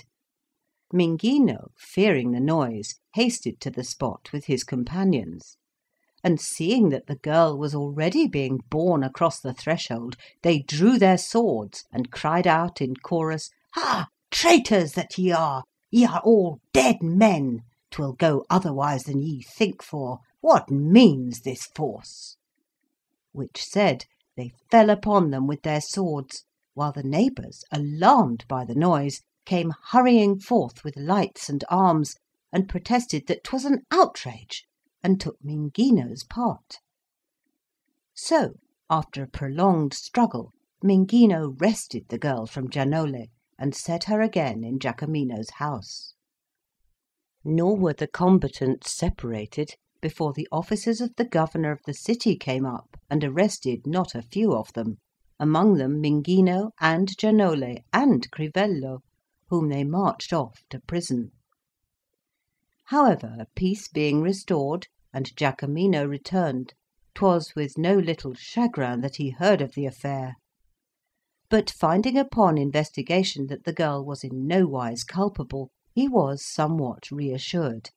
and determined, lest the like should again happen, to bestow the girl in marriage as soon as might be. On the morrow, the kinsfolk of the two lovers, having learned the truth of the matter, and knowing what evil might ensue to the captives if Giacomino should be minded to take the course which he reasonably might, came and gave him good words, beseeching him to let the kindly feeling, the love, which they believed he bore to them, his suppliants, count for more with him than the wrong that the hare-brained gallants had done him, and on their part and their own offering to make any amend that he might require. Giacomino, who had seen many things in his time, and lacked not sound sense, made answer briefly, "Gentlemen, were I in my own country as I am in yours, I hold myself in such sort your friend, that naught would I do in this matter or in any other, save what might be agreeable to you. Besides which, I have the more reason to consider your wishes, because 'tis against you yourselves that you have offended, inasmuch as this damsel, whatever many folk may suppose, is neither of Cremona nor of Pavia, but is of Faenza, albeit neither I nor she, nor he from whom I had her, did ever wot whose daughter she was. Wherefore, touching that you ask of me, I will even do just as you bid me. The worthy men found it passing strange that the girl should be of Faenza, and having thanked Giacomino for his handsome answer, they besought him that he would be pleased to tell them how she had come into his hands, and how he knew that she was of Faenza. To whom Giacomino replied on this wise: A comrade and friend I had, Guidotto da Cremona, who, being at the point of death, told me that, when this city of Faenza was taken by the Emperor Frederick, he and his comrades, entering one of the houses during the sack, found there good store of booty, and never a soul save this girl, who, being 2 years old or thereabouts, greeted him as father as he came up the stairs. Wherefore he took pity on her, and carried her with whatever else was in the house away with him to Fano, where on his deathbed he left her to me, charging me in due time to bestow her in marriage, and give her all his goods and chattels by way of dowry. But, albeit she is now of marriageable age, I have not been able to provide her with a husband to my mind, though right glad should I be to do so, that naught like the event of yesterday may again befall me.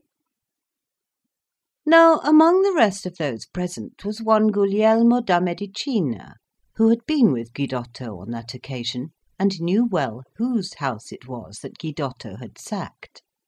And seeing the owner there among the rest, he went up to him and said, Dost hear, Bernabuccio, what Giacomino says?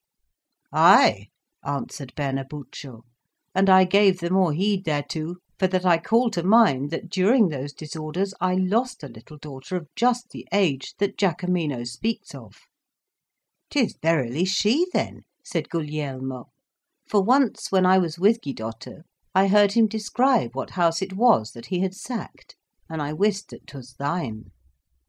Wherefore search thy memory if there be any sign by which thou thinkest to recognise her, and let her be examined, that thou mayst be assured that she is thy daughter." So Bernabuccio pondered a while, and then recollected that she ought to have a scar showing like a tiny cross above her left ear, being where he had excised a tumour a little while before that affair. Wherefore, without delay, he went up to Giacomino, who was still there, and besought him to let him go home with him and see the damsel. Giacomino gladly did so, and no sooner was the girl brought into Bernabuccio's presence than, as he beheld her, 'twas as if he saw the face of her mother, who was still a beautiful woman. However, he would not rest there, but besought Giacomino of his grace to permit him to lift a lock or two of hair above her left ear, whereto Giacomino consented. So Bernabuccio approached her where she stood somewhat shamefast, and with his right hand lifted her locks, and seeing the cross, wist that in very truth she was his daughter,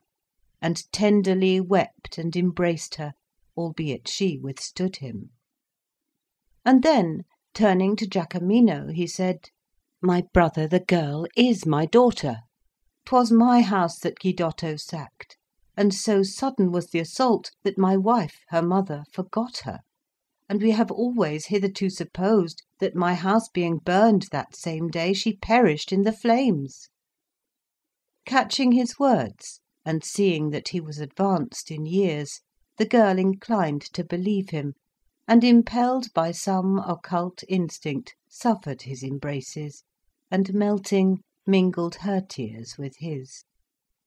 Bernabuccio forthwith sent for her mother and her sisters and other kinswomen and her brothers, and having shown her to them all and told the story, after they had done her great cheer and embraced her 1,000 times, to Giacomino's no small delight, he brought her home with him. Which, coming to the ears of the governor of the city, the worthy man, knowing that Giannole, whom he had in ward, was Bernabuccio's son and the girl's brother, made up his mind to deal leniently with Giannole. Wherefore he took upon himself the part of mediator in the affair, and having made peace between Bernabuccio and Giacomino, and Giannole and Minghino, gave Agnesa, such was the damsel's name, to Minghino to wife, to the great delight of all Minghino's kinsfolk, and set at liberty not only Giannole and Minghino, but Crivello and the others their confederates in the affair. Whereupon Minghino, with the blithest of hearts, wedded Agnesa with all due pomp and circumstance, and brought her home, where for many a year thereafter he lived with her in peace and prosperity. End of Day 5, the Fifth Story.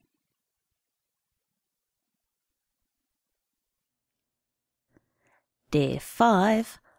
the Sixth Story. Giovanni Boccaccio,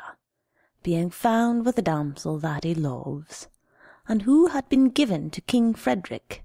is bound with her to a stake, so to be burned. He is recognized by Ruggieri de Loria, is delivered,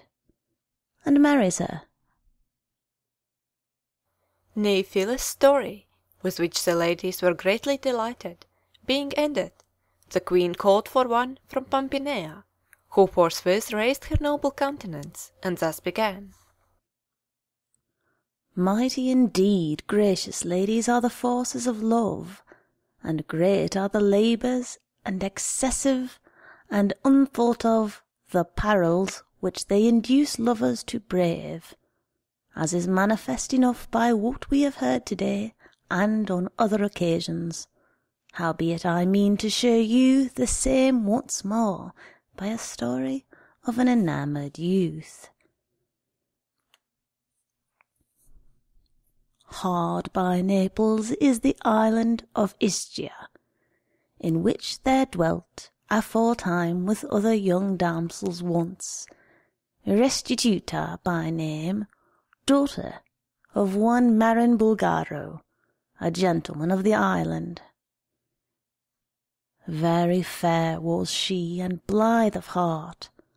and by a young gallant, Gianni by name, of the neighbouring islet of Procida, was beloved more dearly than life,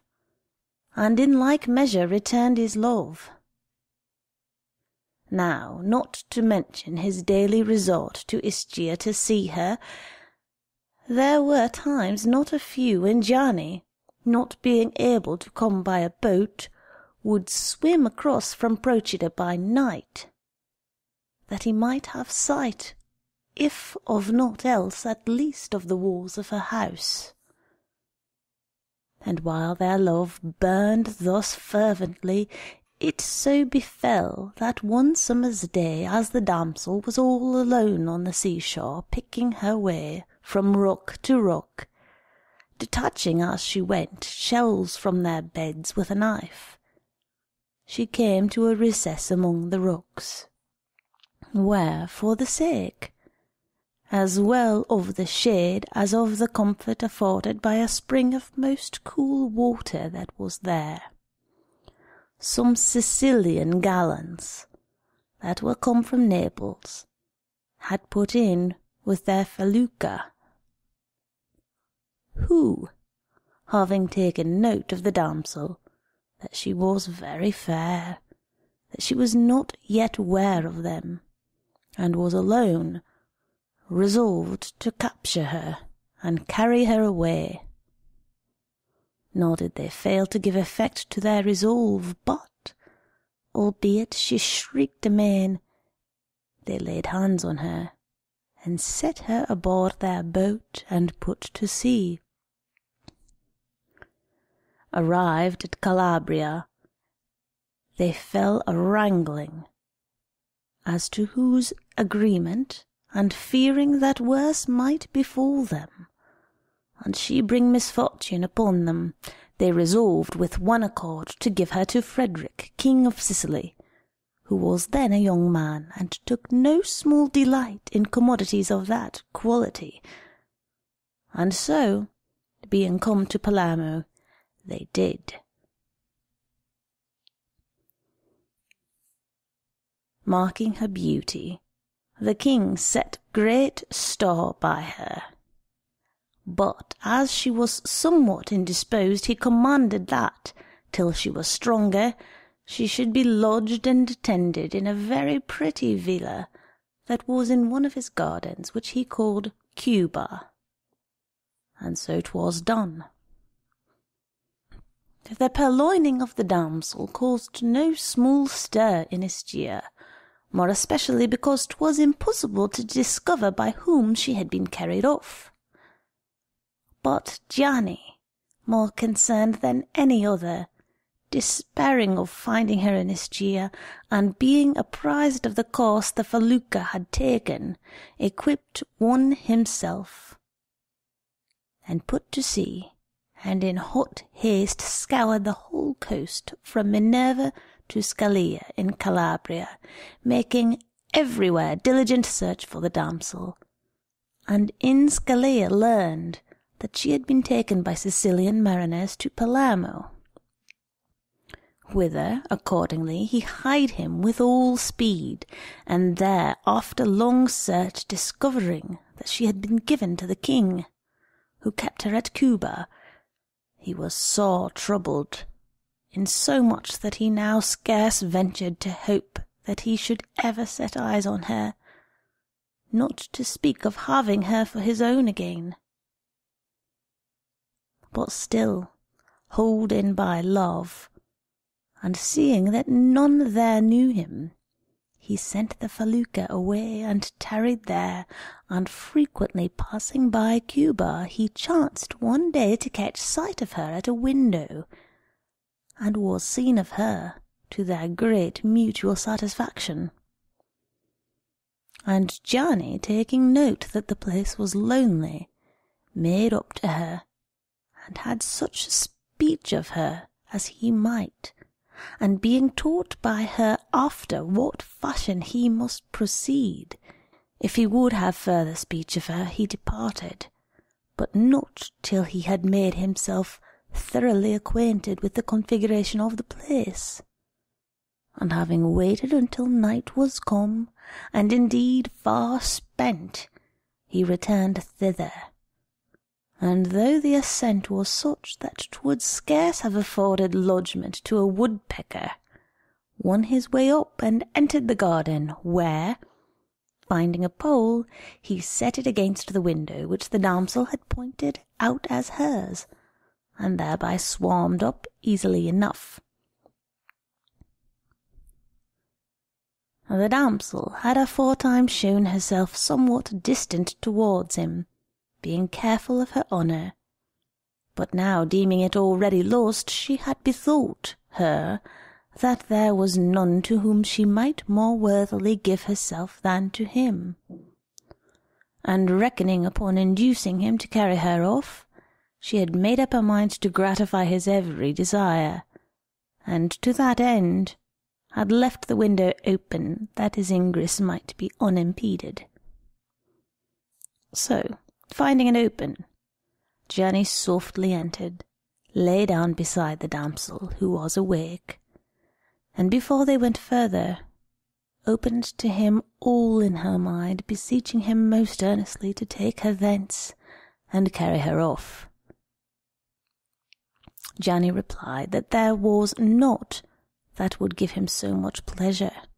and that without fail, upon leaving her, he would make all needful arrangements for bringing her away when he next came. Whereupon, with exceeding great delight, they embraced one another, and plucked that boon that which love has no greater to bestow. And having so done divers times, they unwittingly fell asleep in one another's arms.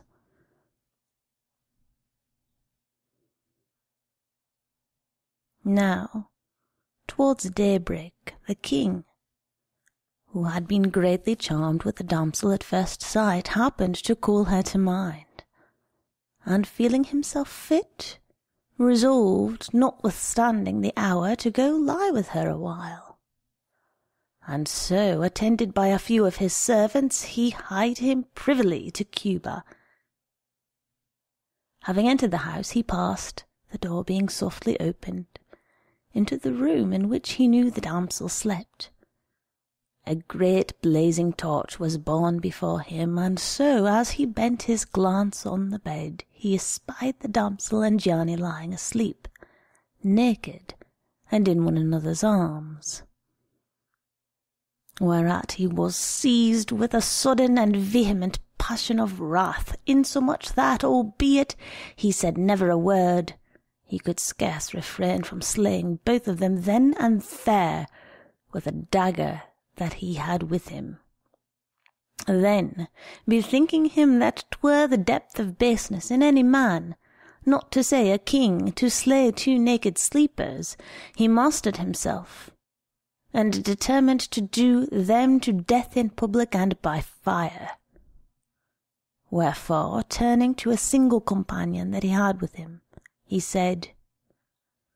"What thinkest thou of this base woman in whom I had placed my hope?" And then he asked whether he knew the gallant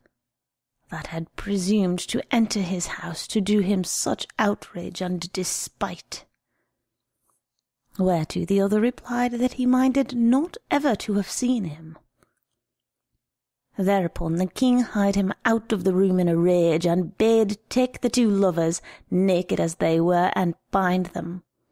and, as soon as 'twas broad day, bring them to Palermo, and bind them back to back on a stake in the piazza, there to remain until tierce, that all might see them, after which they were to be burned, as they had deserved.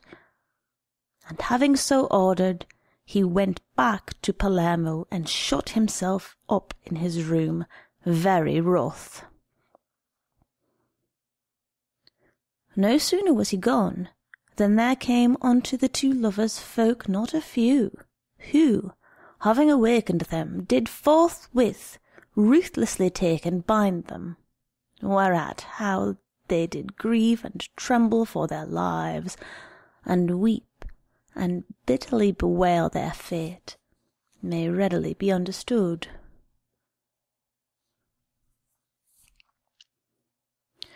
Pursuant to the king's commandment, they were brought to Palermo and bound to a stake in the piazza, and before their eyes faggots and fire were made ready to burn them at the hour appointed by the king. Great was the concourse of the folk of Palermo, both men and women, that came to see the two lovers, the men all agog to feast their eyes on the damsel, whom they lauded for shapeliness and loveliness, and no less did the women commend the gallant, whom in like manner they crowded to see for the same qualities. Meanwhile, the two hapless lovers, both exceeding shamefast, stood with bent heads bitterly bewailing their evil fortune, and momently expecting their death by the cruel fire. So they awaited the time appointed by the king. But their offence being bruited abroad, the tidings reached the ears of Ruggieri Deloria, a man of peerless worth, and at that time the king's admiral, who, being likewise minded to see them, came to the place where they were bound, and after gazing on the damsel and finding her very fair, turned to look at the gallant, whom with little trouble he recognized. And drawing near to him, he asked him if he were Gianni de Procida. Gianni raised his head, and recognizing the admiral, made answer, "My lord, he of whom you speak I was, but I am now as good as no more."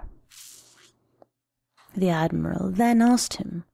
what it was that he had brought him to such a pass. The admiral then asked him what it was that had brought him to such a pass. Whereupon, "Love and the king's wrath," quoth Giovanni. The admiral induced him to be more explicit, and having learned from him exactly how it had come about, was turning away when Giovanni called him back, saying, "Oh, my lord, if it so may be, procure me one favour of him by whose behest I thus stand here." "What favour?" demanded Ruggieri. "I see," returned Giovanni, "that die I must, and that right soon I crave then as a favour that, whereas this damsel and I, that have loved one another more dearly than life, are here set back to back, we may be set face to face, that I may have the consolation of gazing on her face as I depart." Ruggieri laughed as he replied, "With all my heart, I will so order it that thou shalt see enough of her to tire of her." He then left him and charged the executioners to do nothing more without further order of the king. And being assured of their obedience, he hied him forthwith to the king, to whom, albeit he found him in a wrathful mood, he spared not to speak his mind, saying, "Sire, wherein have they wronged thee, these two young folk, whom thou hast ordered to be burned down there in the piazza?" The king told him, whereupon Ruggieri continued, "Their offence does indeed merit such punishment, but not at thy hands. And if misdeeds should go unpunished, services should not go unrewarded. Nay, may warrant indulgences and mercy. Know'st thou who they are whom thou wouldst have burned?" The king signified that he did not know. Whereupon Ruggieri, "But I," quoth he, "am minded that thou shouldst know them, to the end that thou mayst know with what discretion thou surrenderest thyself to a transport of rage. The young man is the son of Landolfo du Procida, brother of Messer Gianni du Procida, to whom thou owest it that thou art lord and king of this island. The damsel is a daughter of Marin Bulgaro, whose might alone today prevents Ischia from throwing off thy yoke. Moreover, these young folk have long been lovers, and 'tis for that the might of love constrained them, and not that they would do despite to thy lordship, that they have committed this offence, if indeed 'tis met to call that an offence which young folk do for love's sake. Wherefore, then, wouldst thou do them to death, when thou shouldst rather do them all cheer, and honour them with lordly gifts?" The king gave ear to Ruggieri's words, and being satisfied that he spoke sooth, repented him, not only of his evil purpose, but of what he had already done, and forthwith gave order to loose the two young folk from the stake, and bring them before him, and so 'twas done. And having finally apprised himself of their case, he saw fit to make them amends of the wrong he had done them, with honours and largesse. Wherefore he caused them to be splendidly arrayed, and being assured that they were both minded to wed, he himself gave Gianni his bride, and loading them with rich presents, set them well content back to Ischia, where they were welcomed with all festal cheer, and lived a long time thereafter to their mutual solace and delight. End of Day 5, the 6th Story. Day 5, the 7th Story. Teodoro, being enamoured of Violante, daughter of Messer Amerigo his lord, gets her with child, and is sentenced to the gallows. But while he is being scourged thither, he is recognized by his father, and being set at large, takes Violante to wife. While they doubted whether the two lovers would be burnt, the ladies were all fear and suspense. But when they heard of their deliverance, they all with one accord put on a cheerful countenance, praising God. The story ended, the Queen ordained that the next should be told by Lauretta, who blithely thus began. Fairest ladies, what time good King Guglielmo ruled Sicily, there dwelt on the island a gentleman, Messer Amerigo Abate da Trapani by name, who was well provided, as with other temporal goods, so also with children.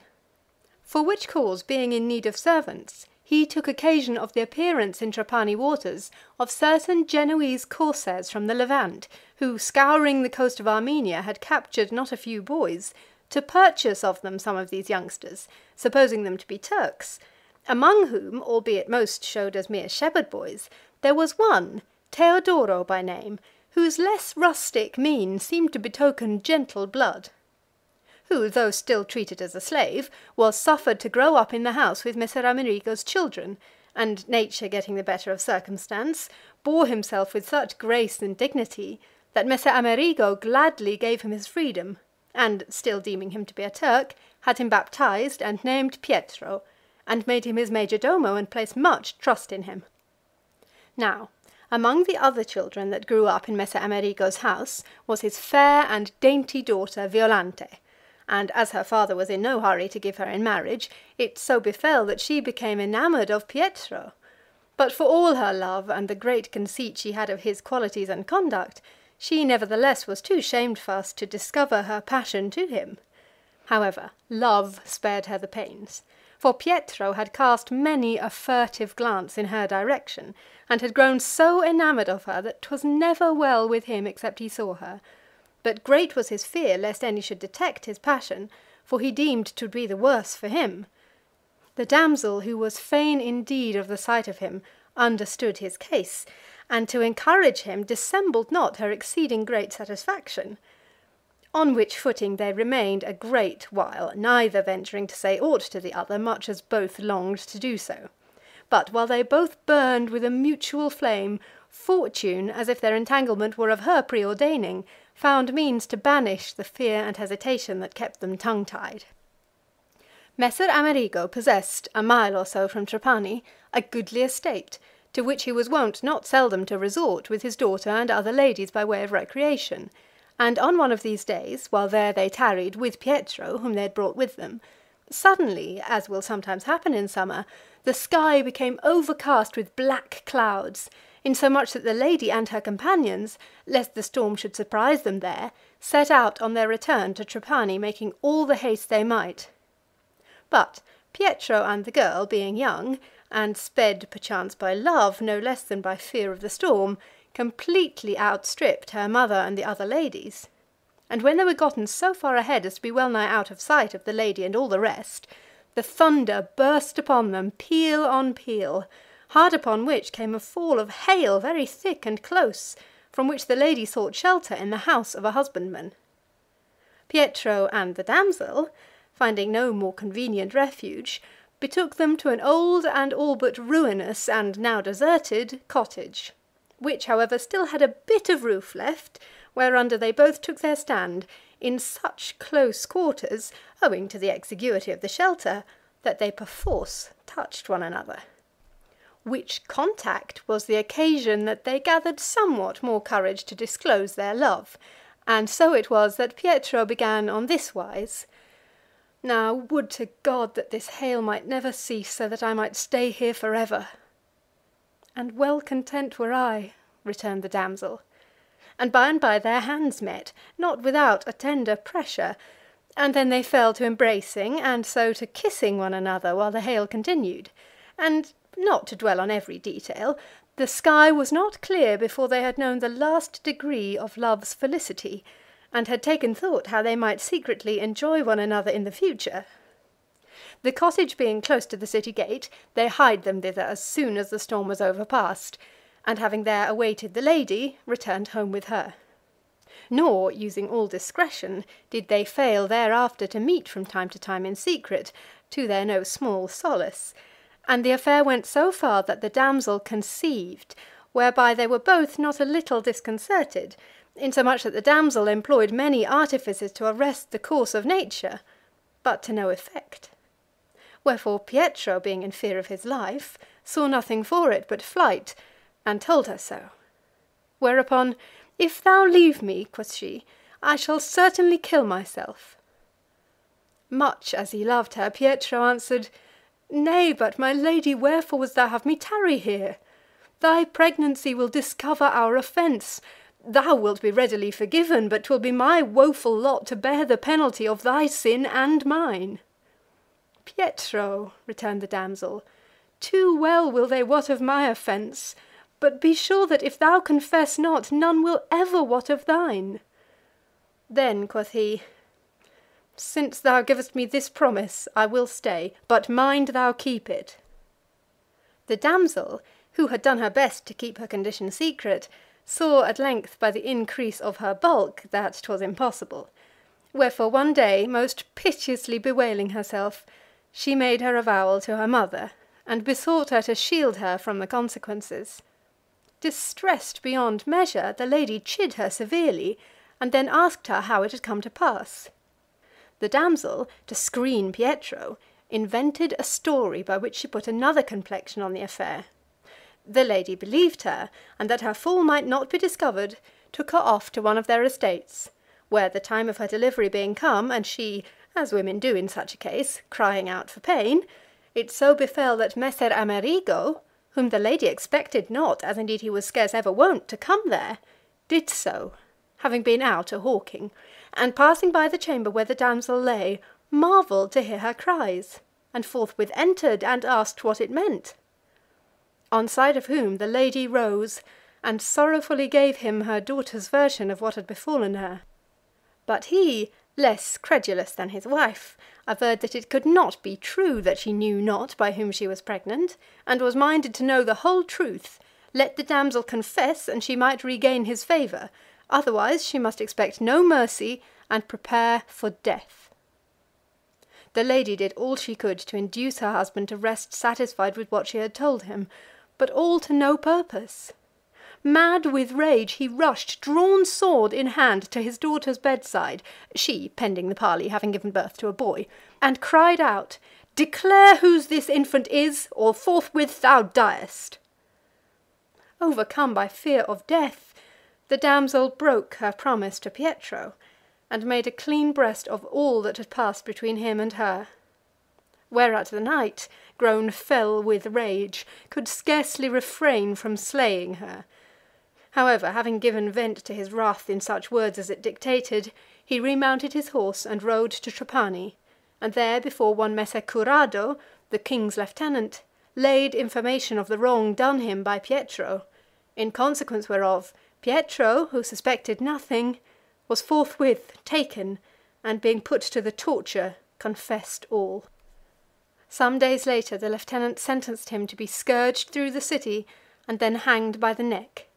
And Messer Amerigo, being minded that one and the same hour should rid the earth of the two lovers and their son, for to have compassed Pietro's death was not enough to appease his wrath, mingled poison and wine in a goblet, and gave it to one of his servants with a drawn sword, saying, "Get thee with this gear to Violante, and tell her from me to make instant choice of one of these two deaths, either the poison or the steel. Else I will have her burned as she deserves, in view of all the citizens. Which done, thou wilt take the boy that she bore a few days ago, and beat his brains out against the wall, and cast his body for a prey to the dogs." Hearing the remorseless doom thus passed by the angry father upon both his daughter and his grandson,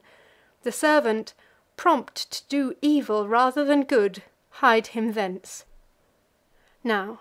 as Pietro, in execution of his sentence, was being scourged to the gallows by the sergeants, 'twas so ordered by the leaders of the band, that he passed by an inn, where were 3 noblemen of Armenia, sent by the king of that country as ambassadors to Rome, to treat with the Pope of matters of the highest importance touching a crusade that was to be, who, having there alighted to rest and recreate them for some days, had received not a few tokens of honour from the nobles of Trapani, and most of all from Messer Amerigo. Hearing the tramp of Pietro's escort, they came to a window to see what was toward, and one of them, an aged man and of great authority, Fineo by name,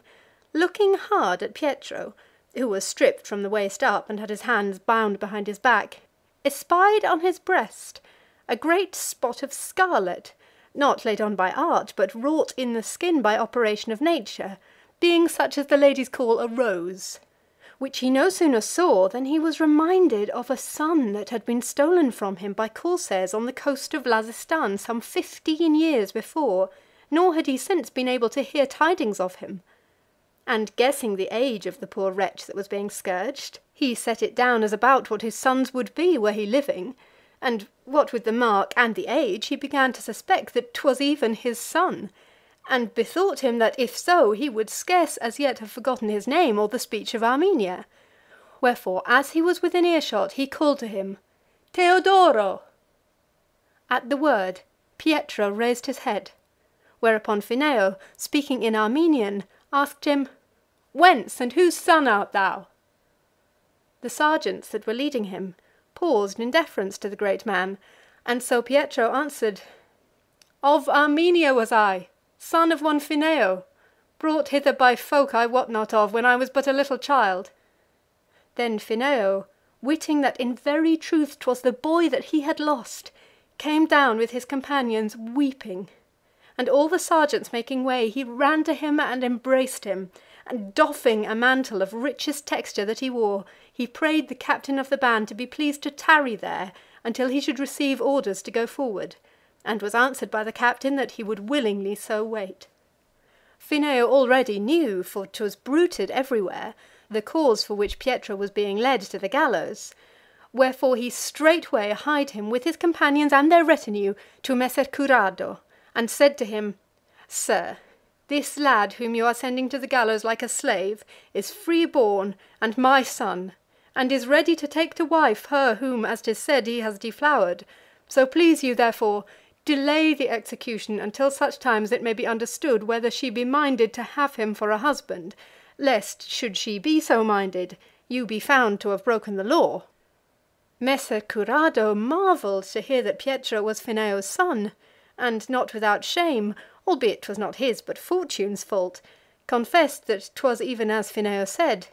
and having caused Pietro to be taken home with all speed, and Messer Amerigo to be brought before him, told him the whole matter. Messer Amerigo, who supposed that by this time his daughter and grandson must be dead, was the saddest man in the world to think that 'twas by his deed,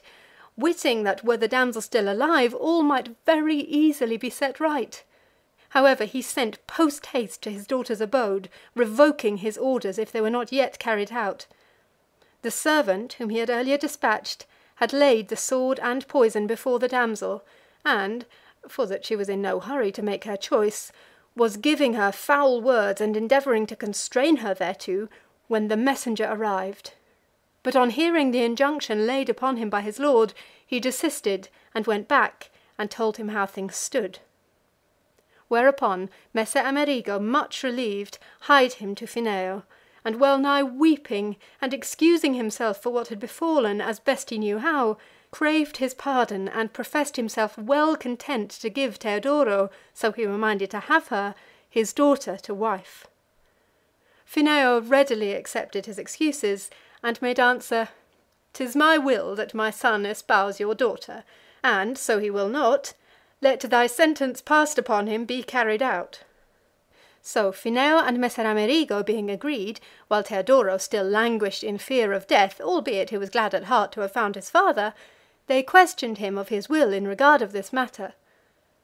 When he heard that if he would he might have Violante to wife, Teodoro's delight was such that he seemed to leap from hell to paradise, and said that if 'twas agreeable to them all, he should deem it the greatest of favours. So they sent to the damsel to learn her pleasure, who, having heard how it had fared, and was now like to fare with Teodoro, albeit saddest of women, she looked for naught but death, began at length to give some credence to their words, and to recover heart a little, and answered that, were she to follow the bent of her desire, naught that could happen would delight her more than to be Teodoro's wife, but nevertheless she would do as her father bade her. So, all agreeing, the damsel was espoused with all pomp and festal cheer to the boundless delight of all the citizens, and was comforted, and nurtured her little boy, and in no long time waxed more beautiful than ever before, and her confinement being ended, she presented herself before Fineo, who was then about to quit Rome on his homeward journey, and did him such reverence as is due to a father. Fineo, mightily well pleased to have so fair a daughter-in-law, caused celebrate her nuptials most bravely and gaily, and received, and did ever thereafter entreat her as his daughter. And so he took her, not many days after the festivities were ended, with his son and little grandson, aboard a galley, and brought them to Lazistan, and there thenceforth the two lovers dwelt with him in easeful and lifelong peace. End of Day 5, the 7th Story. Day 5, the 8th Story. Nastagio degli Onesti, loving a damsel of the Traversari family. By lavish expenditure gains not her love. At the instance of his kinsfolk he hies him to Chiazi, where he sees a knight hunt a damsel and slay her, and cause her to be devoured by 2 dogs. He bids his kinsfolk and the lady that he loves to breakfast. During the meal, the said damsel is torn in pieces before the eyes of the lady, who, fearing a like fate, takes Nastagio to husband. Lauretta was no sooner silent than thus at the queen's behest began Philomela. Sweet ladies, as in us pity has ever its meed for praise, even so divine justice suffers not our cruelty to escape severe chastisement, the which that I may show you, and thereby dispose you utterly to banish that passion from your souls. I am minded to tell you a story no less touching than delightsome. In Ravenna, a most ancient city of Romagna, there dwelt of yore noblemen and gentlemen not a few, among whom was a young man, Nastagio degli Onesti by name, who by the death of his father and one of his uncles inherited immense wealth. Being without a wife, Nastagio, as 'tis the way with young men, became enamoured of a daughter of Messer Pablo Traversaro, a damsel of much higher birth than his, whose love he hoped to win by gifts and the like modes of courting, which, albeit they were excellent and fair and commendable, not only availed him not, but seemed rather to have the contrary effect, so harsh and ruthless and unrelenting did the beloved damsel show herself towards him, for whether it was her uncommon beauty or her noble lineage that puffed her up, so haughty and disdainful was she grown, that pleasure she had none either in him or in aught that pleased him, the burden of which disdain Nastagio found so hard to bear, that many a time, when he had made his moan, he longed to make away with himself. However, he refrained therefrom, and many a time resolved to give her up altogether, or, if so he might, to hold her in despite, as she did him. But 'twas in vain, for it seemed as if the more his hope dwindled, the greater grew his love. And as thus he continued, loving and spending inordinately, certain of his kinsfolk and friends, being apprehensive lest he should waste both himself and his substance, did many a time counsel and beseech him to depart to Ravenna, and go tarry for a time elsewhere, that so he might at once cool his flame and reduce his charges. For a long while Nastagio answered their admonitions with banter, but as they continued to ply him with them, he grew weary of saying no so often, and promised obedience. Whereupon he equipped himself as for a journey to France or Spain, or other distant parts, got on horseback, and sallied forth of Ravenna, accompanied by not a few of his friends, and being come to a place called Chiazi, about 3 miles from Ravenna, he halted, and having sent for tents and pavilions, told his companions that there he meant to stay, and they might go back to Ravenna. So Nastagio pitched his camp, and there commenced to live after as fine and lordly a fashion as did ever any man, bidding divers of his friends from time to time to breakfast or sup with him, as he had been wont to do. Now it so befell that about the beginning of May, the season being very fine, he fell a brooding on the cruelty of his mistress, and, that his meditations might be the less disturbed, he bade all his servants leave him, and sauntered slowly, wrapped in thought, as far as the pine wood, which he had threaded for a good half-mile, when, the 5th hour of the day being well nigh past, yet he, recking neither of food nor of aught else, 'twas as if he heard a woman wailing exceedingly, and uttering most piercing shrieks, whereat, the train of his sweet melancholy being broken, he raised his head to see what was toward, and wondered to find himself in the pine-wood, and saw, moreover, before him, running through a grove, close set with underwood and brambles, towards the place where he was, a damsel most comely, stark naked, her hair dishevelled, and her flesh all torn by the briars and brambles, who wept and cried piteously for mercy. And at her flanks he saw 2 mastiffs, exceedingly great and fierce, that ran hard upon her track, and not seldom came up with her and bit her cruelly, and in the rear he saw, riding a black horse, a knight sadly accoutred, and very wrathful of mien, carrying a rapier in his hand, and with despiteful blood-curdling words threatening her with death. Whereat he was at once amazed and appalled, and then filled with compassion for the hapless lady, whereof was bred a desire to deliver her, if so he might, from such anguish and peril of death. Wherefore, as he was unarmed, he ran and took in lieu of a cudgel a branch of a tree, with which he prepared to encounter the dogs and the knight, which the knight observing, called to him before he was come to close quarters, saying, "Hold off, Nastaggio, leave the dogs and me alone to deal with this vile woman as she has deserved." And even as he spoke, the dogs gripped the damsel so hard on either flank that they arrested her flight, and the knight, being come up, dismounted. Whom Nastaggio approached, saying, "I know not who thou art, that knowest me so well, but thus much I tell thee, 'tis a gross outrage for an armed knight to go about to kill a naked woman, and set his dogs upon her as if she were a wild beast. Rest assured that I shall do all I can to protect her." Whereupon, "Nastaggio," replied the knight, "of the same city as thou was I, and thou wast yet a little lad when I, Messer Guido degli Anastagi, by name, being far more enamoured of this damsel than thou art now of her, of the Traversan, was by her haughtiness and cruelty brought to so woeful a pass that one day in a fit of despair I slew myself with this rapier which thou seest in my hand, for which cause I am condemned to the eternal pains. Nor was it long after my death that she, who exulted therein over measure, also died, and for that she repented her not of her cruelty and the joy she had of my sufferings,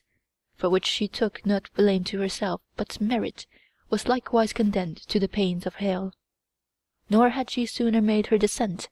than for her pain and mine 'twas ordained that she should flee before me, and that I, who so loved her, should pursue her, not as my beloved lady, but as my mortal enemy.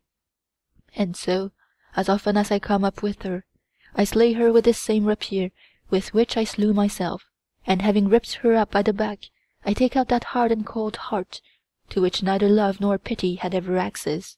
and therewith her other inward parts, as thou shalt forthwith see, and cast them to these dogs to eat. And in no long time, as the just and mighty God decrees, she rises even as if she had not died, and recommences her dolorous flight, I and the dogs pursuing her. And it so falls out that every Friday about this hour I here come up with her, and slaughter her as thou shalt see. But ween not that we rest on other days, for there are other places in which I overtake her, places in which she used or devised how she might use me cruelly. On which wise, changed as thou seest from her lover into her foe, I am to pursue her for years as many as the months during which she showed herself harsh to me. Wherefore, leave me to execute the decree of the divine justice, and presume not to oppose that which thou mayst not avail to withstand." Affrighted by the knight's words, insomuch that there was scarce a hair on his head but stood on end, Nastasio shrank back, still gazing on the hapless damsel, and waited all a tremble to see what the knight would do. Nor had he long to wait, for the knight, as soon as he had done speaking, sprang, rapier in hand, like a mad dog upon the damsel, who, kneeling, while the two mastiffs gripped her tightly, cried him mercy. But the knight, thrusting with all his force, struck her between the breasts, and ran her clean through the body. Thus striken, the damsel fell forthwith prone on the ground, sobbing and shrieking, whereupon the knight drew forth a knife, and having therewith opened her in the back, took out the heart and all the circumjacent parts, and threw them to the two mastiffs, who, being famished, forthwith devoured them. And in no time the damsel, as if naught thereof had happened, started to her feet, and took to flight towards the sea, pursued, as ever and anon bitten, by the dogs, while the knight, having gotten him to horse again, followed them as before, rapier in hand, and so fast sped they that they were quickly lost to Nastagio's sight. Long time he stood, musing on what he had seen, divided between pity and terror, and then it occurred to him that, as this passed every Friday, it might avail him not a little. So, having marked the place, he rejoined his servants, and in due time thereafter sent for some of his kinsfolk and friends, and said to them, "'Tis now a long while that you urge me to give up loving this lady that is no friend to me, and therewith make an end of my extravagant ways of living, and I am now ready to do so, provided you procure me one favour, to wit, that next Friday Messer Paolo Traversaro, and his wife and daughter, and all the ladies, their kinswomen, and as many other ladies as you may be pleased to bid, come hither to breakfast with me, when you will see for yourselves the reason why I so desire." A small matter this seemed to them, and so, on their return to Ravenna, they lost no time in conveying Nastagio's message to his intended guests, and, albeit she was hardly persuaded, yet in the end the damsel that Nastagio loved came with the rest. Nastagio caused a lordly breakfast to be prepared, and had the table set under the pines about the place where he had witnessed the slaughter of the cruel lady, and in ranging the ladies and gentlemen at table he so ordered it that the damsel whom he loved was placed opposite the spot where it should be enacted. The last course was just served, when the despairing cries of the hunted damsel became audible to all, to their no small amazement, and each asking, and none knowing, what it might import. Up they all started, intent to see what was toward, and perceived the suffering damsel, and the knight and the dogs, who, in a trice, were in their midst. They holed amain to dogs and knight, and not a few advanced to succour the damsel. But the words of the knight, which were such as he had used to Nastagio, caused them to fall back, terror-stricken and lost in amazement. And when the knight proceeded to do as he had done before, all the ladies that were there, many of whom were of kin to the suffering damsel and to the knight, and called to mind his love and death, wept as bitterly as if 'twere their own case. When 'twas all over, and the lady and the knight had disappeared, the strange scene set those that witnessed it pondering many and diverse matters. But among them all none was so appalled as the cruel damsel that Nastagio loved, who, having clearly seen and heard all that had passed, and being aware that it touched her more nearly than any other by reason of the harshness that she had ever shown to Nastagio, seemed already to be fleeing from her angered lover, and to have the mastiffs on her flanks. And so great was her terror that, lest the like fate should befall her, she converted her aversion into affection, and as soon as occasion served, which was that very night, sent a trusty chambermaid privily to Nastagio with a request that he would be pleased to come to her, for that she was ready in all respects to pleasure him to the full. Nastagio made answer that he was greatly flattered, but that he was minded with her consent to have his pleasure of her in an honourable way, to wit, by marrying her. The damsel, who knew that none but herself was to blame that she was not already Nastagio's wife, made answer that she consented. Wherefore, by her own mouth, she acquainted her father and mother that she agreed to marry Nastagio, and they, heartily approving her choice, Nastagio wedded her on the ensuing Sunday, and lived happily with her many a years. Nor was it in her instance alone that this terror was productive of good. On the contrary, it so wrought among the ladies of Ravenna that they all became, and have ever since been, much more compliant with men's desires than they had been wont to be. End of Day 5. The Eighth Story. Day 5. The Ninth Story. Federigo degli Alberighi loves and is not loved in return. He wastes his substance by lavishness until naught is left but a single falcon, which, his lady being come to see him at his house, he gives for her to eat. She, knowing his case, changes her mind, takes him to husband, and makes him rich. So ended Philomela, and the queen, being aware that besides herself only Dioneo, by virtue of his privilege, was left to speak, said with gladsome mien, "'Tis now for me to take up my parable, which, dearest ladies, I will do with a story like in some degrees to the foregoing, and that not only that you may know how potent are your charms to sway the gentle heart, but that you may also learn how upon fitting occasions to make bestowal of your guerdons of your own accord, instead of always waiting for the guidance of fortune, which most times, not wisely, but without rule or measure, scatters her gifts. You are then to know that Coppo di Borghese Dominici,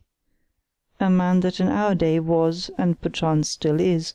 had in respect and great reverence in our city,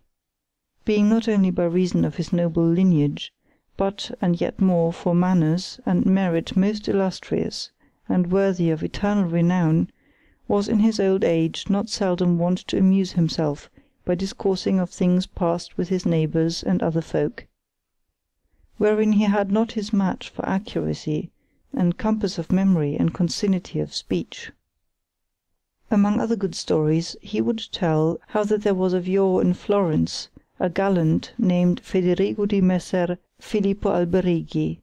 who for feats of arms and courtesy had not his peer in Tuscany, who, as is the common lot of gentlemen, became enamoured of a lady named Monna Giovanna,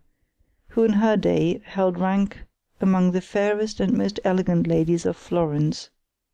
to gain whose love he jousted, tilted, gave entertainments, scattered largesse, and, in short, set no bounds to his expenditure. However, the lady, no less virtuous than fair, cared not a jot for what he did for her sake, nor yet for him.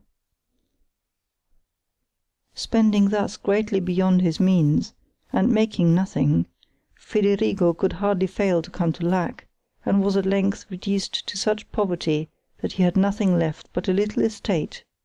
on the rents of which he lived very straitly, and a single falcon, the best in the world. The estate was at Campi, and thither, deeming it no longer possible for him to live in the city as he desired, he repaired, more in love than ever before, and there, in complete seclusion, diverting himself with hawking, he bore his poverty as patiently as he might. Now Federigo being thus reduced to extreme poverty, it so happened that one day Monna Giovanna's husband, who was very rich, fell ill, and seeing that he was nearing his end, made his will, whereby he left his estate to his son, who was now growing up, and in the event of his death without lawful heir, named Monna Giovanna, whom he dearly loved, heir in his stead, and having made these dispositions he died. Monna Giovanna, being thus left a widow, did as our ladies are wont,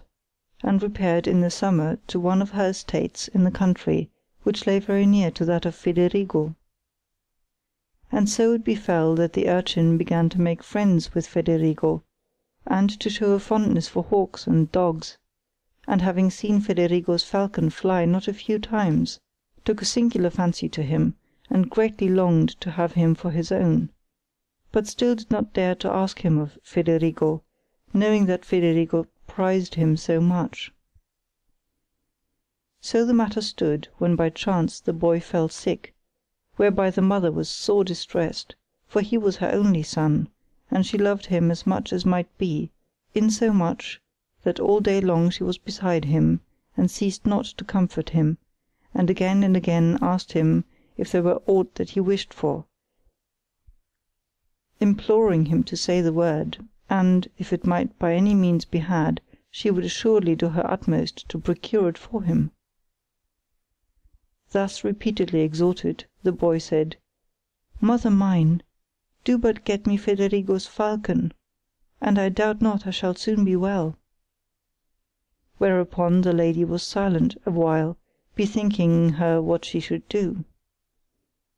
She knew that Federigo had long loved her, and had never so much as a single kind look from her.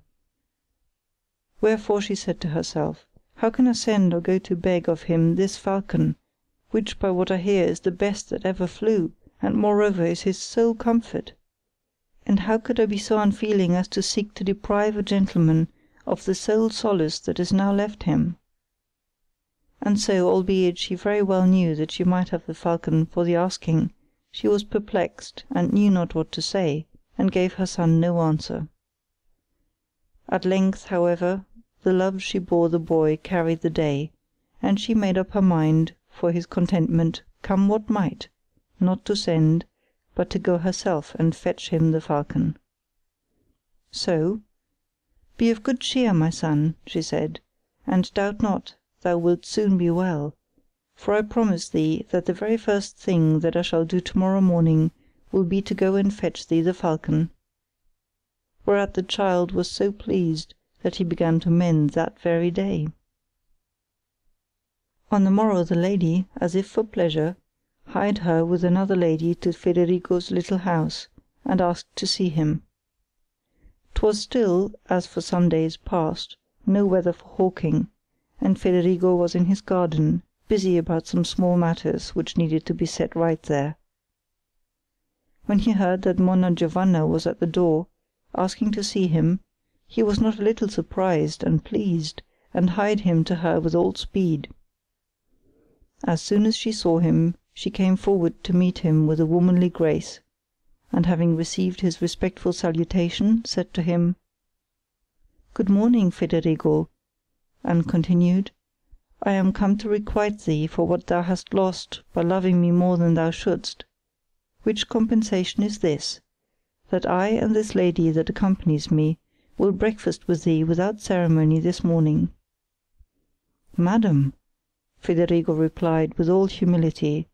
"I mind not ever to have lost aught by loving you, but rather to have been so much profited that, if I ever deserved well in aught, 'twas to your merit that I owed it, and to the love that I bore you. And of a surety, had I still as much to spend as I have spent in the past, I should not prize it so much as this visit you so frankly pay me, come as you are to one who can afford you but a sorry sort of hospitality." Which said, with some confusion, he bade her welcome to his house, and then led her into his garden, where, having none else to present to her, by way of companion, he said, "Madam, as there is none other here, this good woman, wife of this husbandman, will bear you company, while I go to have the table set."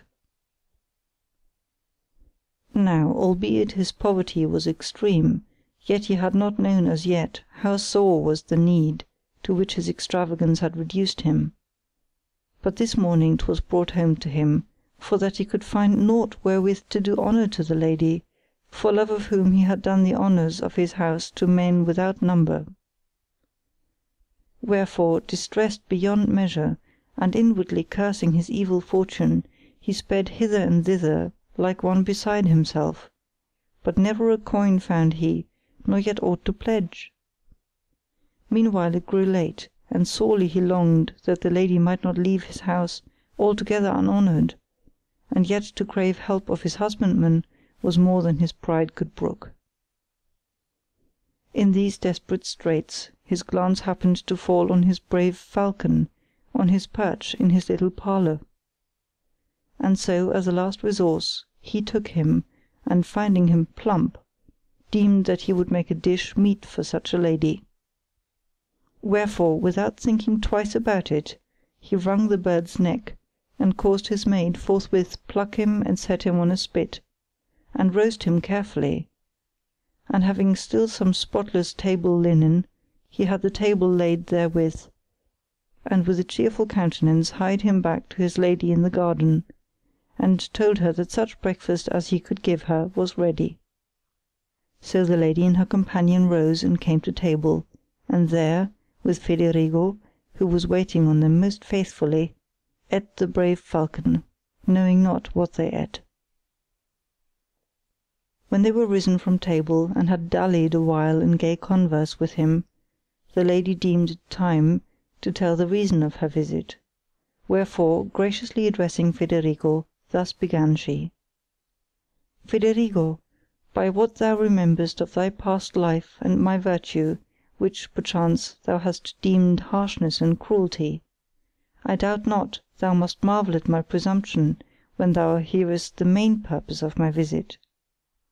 But if thou hadst sons, or hadst had them, so that thou mightest know the full force of the love that is borne them, I should make no doubt that thou wouldst hold me in part excused. Now having a son, may I, for that thou hast none, claim exemption from the laws to which all other mothers are subject, and being thus bound to own their sway, I must, though fain were I not, and though 'tis neither meet nor right, crave of thee that which I know thou dost of all things, and with justice, prize most highly, seeing that this extremity of thy adverse fortune has left thee naught else wherewith to delight, divert, and console thee; which gift is no other than thy falcon, on which my boy has set his heart, that if I bring him it not, I fear lest he grow so much worse of the malady that he has, that thereby it may come to pass that I lose him. And so, not for the love which thou dost bear me, and which may nowise bind thee, but for that nobleness of temper whereof in courtesy more conspicuously than that aught else thou hast given me proof, I implore thee that thou be pleased to give me the bird, that thereby I may say that I have kept my son alive, and thus made him for aye thy debtor." No sooner had Federigo apprehended what the lady wanted, than for grief that 'twas not in his power to serve her, because he had given her the falcon to eat, he fell a weeping in her presence, before he could so much as utter a word. At first the lady supposed that 'twas only because he was loath to part with the brave falcon that he wept, and as good as made up her mind that he would refuse her. However, she awaited with patience Federigo's answer, which was on this wise: "Madam, since it pleased God that I should set my affections upon you, there have been matters not a few, in which to my sorrow I have deemed fortune adverse to me. But they have all been trifles in comparison of the trick that she now plays me, the which I shall never forgive her, seeing that you are come here to my poor house, where while I was rich you deigned not to come, and ask a trifling favour of me, which she has put it out of my power to grant. How 'tis so, I will briefly tell you. When I learned that you, of your grace, were minded to breakfast with me, having respect for your high dignity and desert, I deemed it due and seemly that in your honour I should regale you, to the best of my power, with fare of more excellent quality than is commonly set before others; and, calling to mind the falcon which you now ask of me, and his excellence, I judged him meet food for you. And so you have had him roasted on the trencher this morning, and well indeed I thought I had bestowed him; but as I now see that you would fain have had him in another guise, so mortified am I that I am not able to serve you, that I doubt I shall ever know peace of mind more." In witness whereof he had the feathers and feet and beak of the bird brought in and laid before her. The first thing the lady did, when she had heard Federigo's story, and seen the relics of the bird, was to chide him that he had killed so fine a falcon to furnish a woman with a breakfast. After which the magnanimity of her host, which poverty had been, and was, powerless to impair, elicited no small share of inward commendation. Then, frustrate of her hopes of possessing the falcon, and doubting of her son's recovery, she took her leave with the heaviest of hearts, and hied her back to the boy, who, whether for fretting that he might not have the falcon, or by the unaided energy of his disorder, departed this life not many days after, to the exceeding great grief of his mother. For a while she would do naught but weep and bitterly bewail herself, but being still young and left very wealthy, she was often urged by her brothers to marry again, and though she would rather have not done so, yet being importuned, and remembering Federigo's high desert, and the magnificent generosity with which he had finally killed his falcon to do her honour, she said to her brothers, "Gladly, with your consent, would I remain a widow, but if you will not be satisfied except I take a husband, rest assured that none other will I ever take save Federigo degli Alberighi." Whereupon her brothers derided her, saying, "Foolish woman, what is't thou sayst? How should thou want Federigo, who has not a thing in the world?" To whom she answered, "My brothers, well wot I that 'tis as ye say, but I had rather have a man without wealth than wealth without a man." The brothers, perceiving that her mind was made up, and knowing Federigo for a good man and true, poor though he was, gave her to him with all her wealth. And so Federigo, being mated with such a wife, and one that he had so much loved, and being very wealthy to boot, lived happily, keeping more exact accounts, to the end of his days. End of Day 5, the 9th Story. Day 5, the 10th Story. Pietro da Vinciolo goes from home to sup. His wife brings a boy into the house to bear her company. Pietro returns, and she hides her gallant under a hen-coop. Pietro explains that in the house of Ercolano, with whom he was to have supped, there was discovered a young man, bestowed there by Ercolano's wife. The lady thereupon censures Ercolano's wife, but unluckily an ass treads on the fingers of the boy that is hidden under the hen-coop, so that he cries for pain. Pietro runs to the place, sees him, and apprehends the trick played on him by his wife, which, nevertheless, he finally condones, for that he is not himself free from blame. When the queen had done speaking, and all had praised God that he had worthily rewarded Federigo, Dioneo, who never waited to be bidden, thus began. I know not whether I am to term it a vice accidental and superinduced by bad habits in us mortals, or whether it be a fault seated in nature, that we are more prone to laugh at things dishonourable than at good deeds, and that more especially when they concern not ourselves. However, as the sole scope of all my efforts has been, and still shall be, to dispel your melancholy, and in lieu thereof to minister to you laughter and jollity, therefore, enamoured, my damsels, albeit the ensuing story is not altogether free from matter that is scarce seemly, yet, as it may afford you pleasure, I shall not fail to relate it, premonishing you, my hearers, that you take it with the like discretion, as when, going into your gardens, you stretch forth your delicate hands and cull the roses, leaving the thorns alone, which, being interpreted, means that you will leave the caitiff husband to abide in sorry plight with his dishonour, and will gaily laugh at the amorous wiles of his wife, and commiserate her unfortunate gallant, when occasion requires. 'Tis no great while since there dwelt at Perugia a rich man named Pietro da Vinciolo, who rather, perchance, to blind others and mitigate the evil repute in which he was held by the citizens of Perugia, than for any desire to wed, took a wife; and such being his motive, fortune provided him with just such a spouse as he merited. for the wife of his choice was a stout red-haired young woman, and so hot-blooded that 2 husbands would have been more to her mind than one,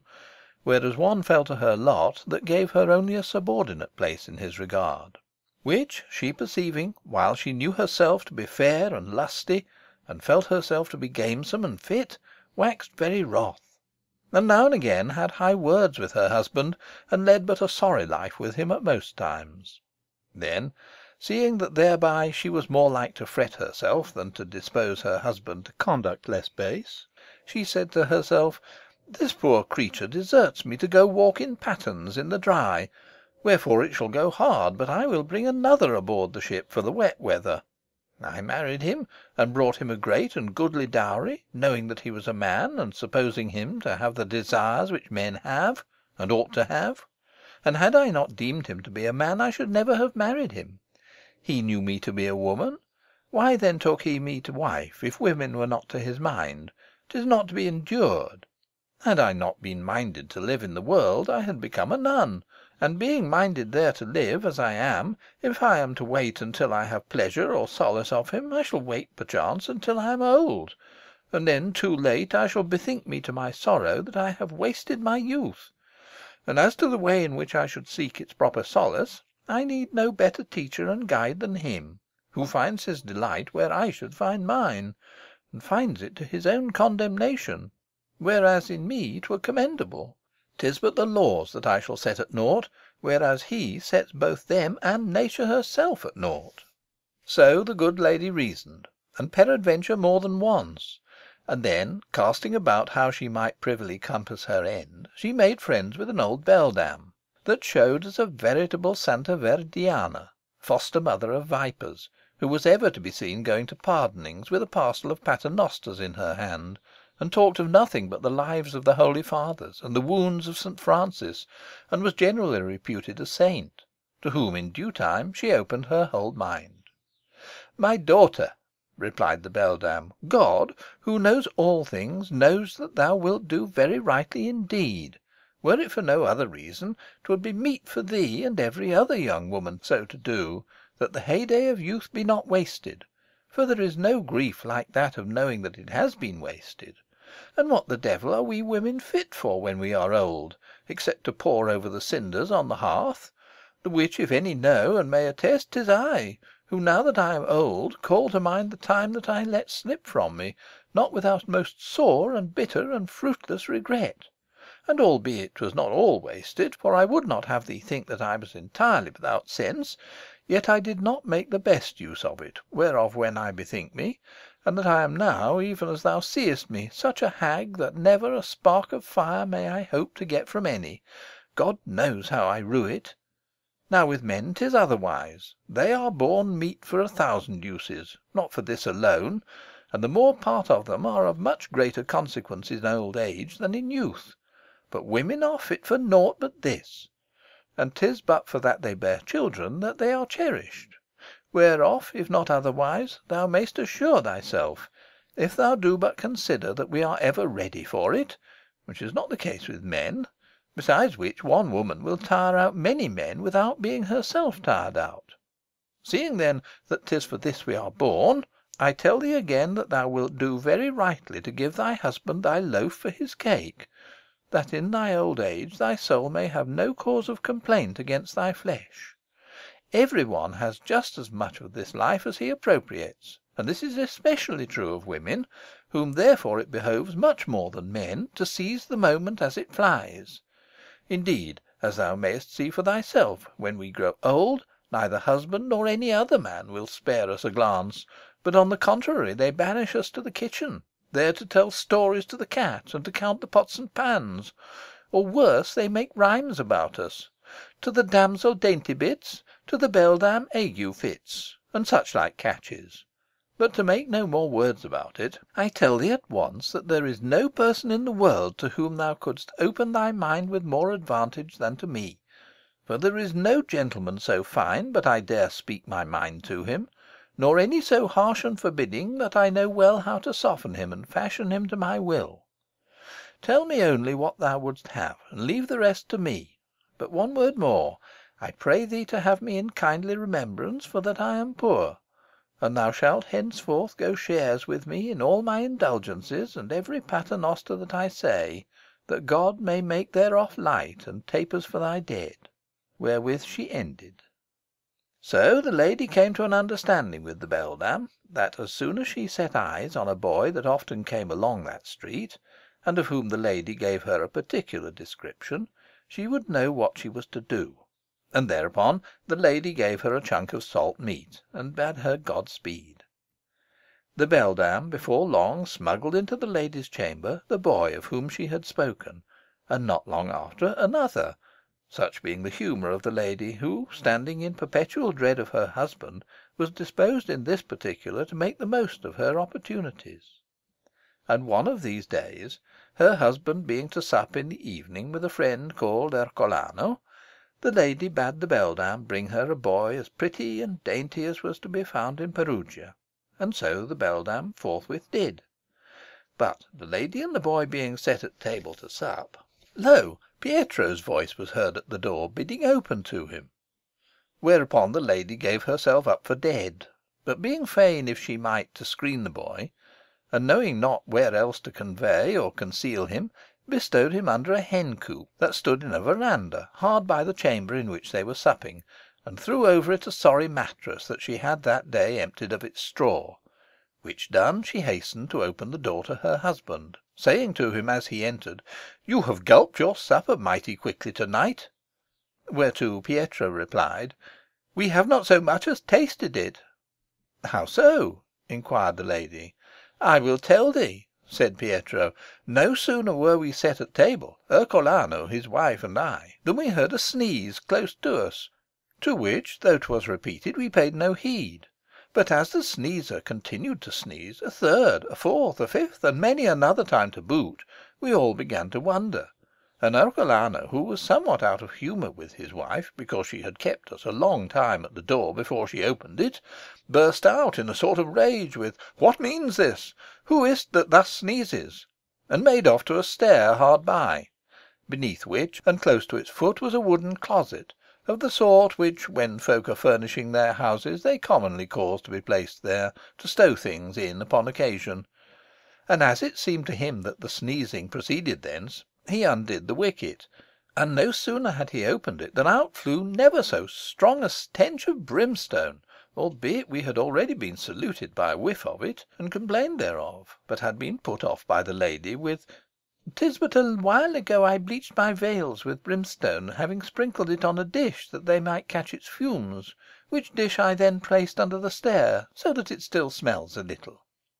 However, the door being now, as I have said, open, and the smoke somewhat less dense, Ercolano, peering in, espied the fellow that had sneezed, and who still kept sneezing, being thereto constrained by the pungency of the brimstone. And for all he sneezed, yet was he by this time so well nigh choked with the brimstone that he was like neither to sneeze nor to do aught else again. As soon as he caught sight of him, Ercolano bawled out, "Now I see, madam, why 'twas that a while ago, when we came here, we were kept waiting so long at the gate for before 'twas opened. But woe betide me for the rest of my days if I pay you not out." Whereupon the lady, perceiving that her offence was discovered, ventured no excuse, but fled from the table, whither I know not. Ercolano, ignoring his wife's flight, bade the sneezer again and again to come forth, but he, being by this time fairly spent, budged not an inch for aught that Ercolano said. Wherefore Ercolano caught him by one of his feet and dragged him forth, and ran off for a knife with intent to kill him. But I, standing in fear of the Signory on my own account, got up and would not suffer him to kill the fellow, or to do him any hurt, and for his better protection raised the alarm, whereby some of the neighbours came up and took the lad, more dead than alive, and bore him off, I know not whither. However, our supper being thus rudely interrupted, not only have not gulped it, but I have not so much as tasted it, as I said before. Her husband's story showed his wife that there were other ladies as knowing as she, albeit misfortune might sometimes overtake them, and gladly would she have spoken out in defence of Ercolano's wife, but thinking that by censuring another's sin she would secure more scope for her own, she launched out on this wise. Fine doings indeed! A right virtuous and saintly lady she must be. Here is the loyalty of an honest woman, and one to whom I lief have confessed, so spiritual I deemed her. And the worst of it is that, being no longer young, she sets a rare example to those that are so. Curses on the hour that she came into the world! Curses upon her that she makes not away with herself! Basest, most faithless of women she must needs be. The reproach of her sex, the opprobrium of all the ladies in this city, to cast aside all regard for her honour, her marriage vow, her reputation before the world, and lost to all sense of shame, to scruple not to bring disgrace upon a man so worthy, a citizen so honourable, a husband by whom she was so well treated, ay, and upon herself to boot.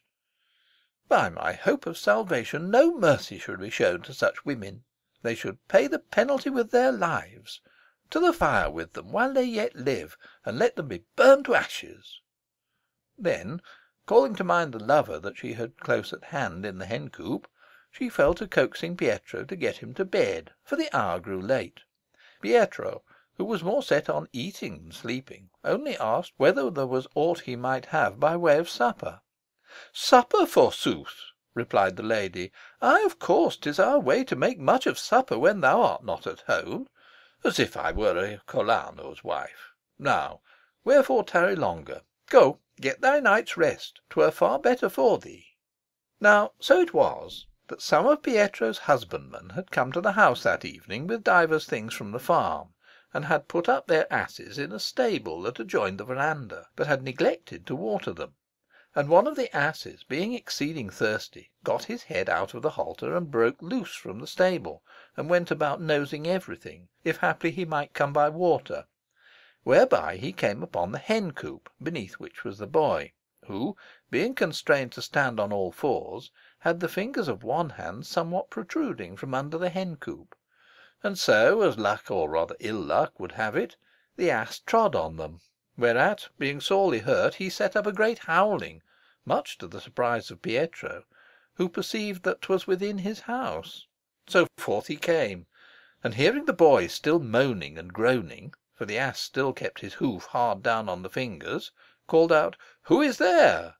and ran to the hen-coop, and raised it, and espied the fellow, who, besides the pain that the crushing of his fingers by the ass's hoof occasioned him, trembled in every limb for fear that Pietro should do him a mischief. He was one that Pietro had long been after for his foul purposes. So Pietro, recognized him, asked him, "What dost thou here?" The boy, making no answer, save to beseech him for the love of God to do him no hurt, Pietro continued, "Get up, have no fear that I shall hurt thee, but tell me, how and for what cause camest thou to be here?" The boy then confessed everything, whereupon Pietro, as elated by the discovery as his wife was distressed, took him by the hand, and led him into the room where the lady, in the extremity of terror, awaited him, and, having seated himself directly in front of her, said, "'Twas but a moment ago that thou didst curse Ercolano's wife, and averred that she ought to be burned, and that she was the reproach of your sex. Why saidst thou not of thyself? Or if thou wast not minded to accuse thyself, how hadst thou the effrontery to censure her, knowing that thou hadst done even as she? Verily, 'twas for no other reason than that ye are all fashioned thus, and study to cover your own misdeeds with the delinquency of others. Would that fire might fall from heaven and burn you all, brood of iniquity that ye are!" The lady, marking that in the first flush of his wrath he had given her nothing worse than hard words, and discerning as she thought that he was secretly overjoyed to hold so beautiful a boy by the hand, took heart of grace, and said, "I doubt not indeed that thou wouldst be well pleased that fire should fall from heaven and devour us all, seeing that thou art as fond of us as a dog is of the stick, though by the holy rood thou wilt be disappointed. But I would fain have a little argument with thee, to know whereof thou complainest. Well indeed were it for me, didst thou but place me on an equality with Ercolano's wife, who is an old sanctimonious hypocrite, and has of him all that she wants, and is cherished by him as a wife should be. But that is not my case. For granted that thou givest me garments and shoes to my mind, thou knowest how otherwise ill bested I am, and how long it is since last thou didst lie with me, and far liefer had I go barefoot and in rags, and have thy benevolence abed, than have all that I have, and be treated as thou dost treat me. Understand me, Pietro, be reasonable, consider that I am a woman like other women, with a like craving, whereof if thou deny me the gratification, 'tis no blame to me that I seek it elsewhere, and at least I do thee so much honour as not to foregather with stable boys or scurvy knaves."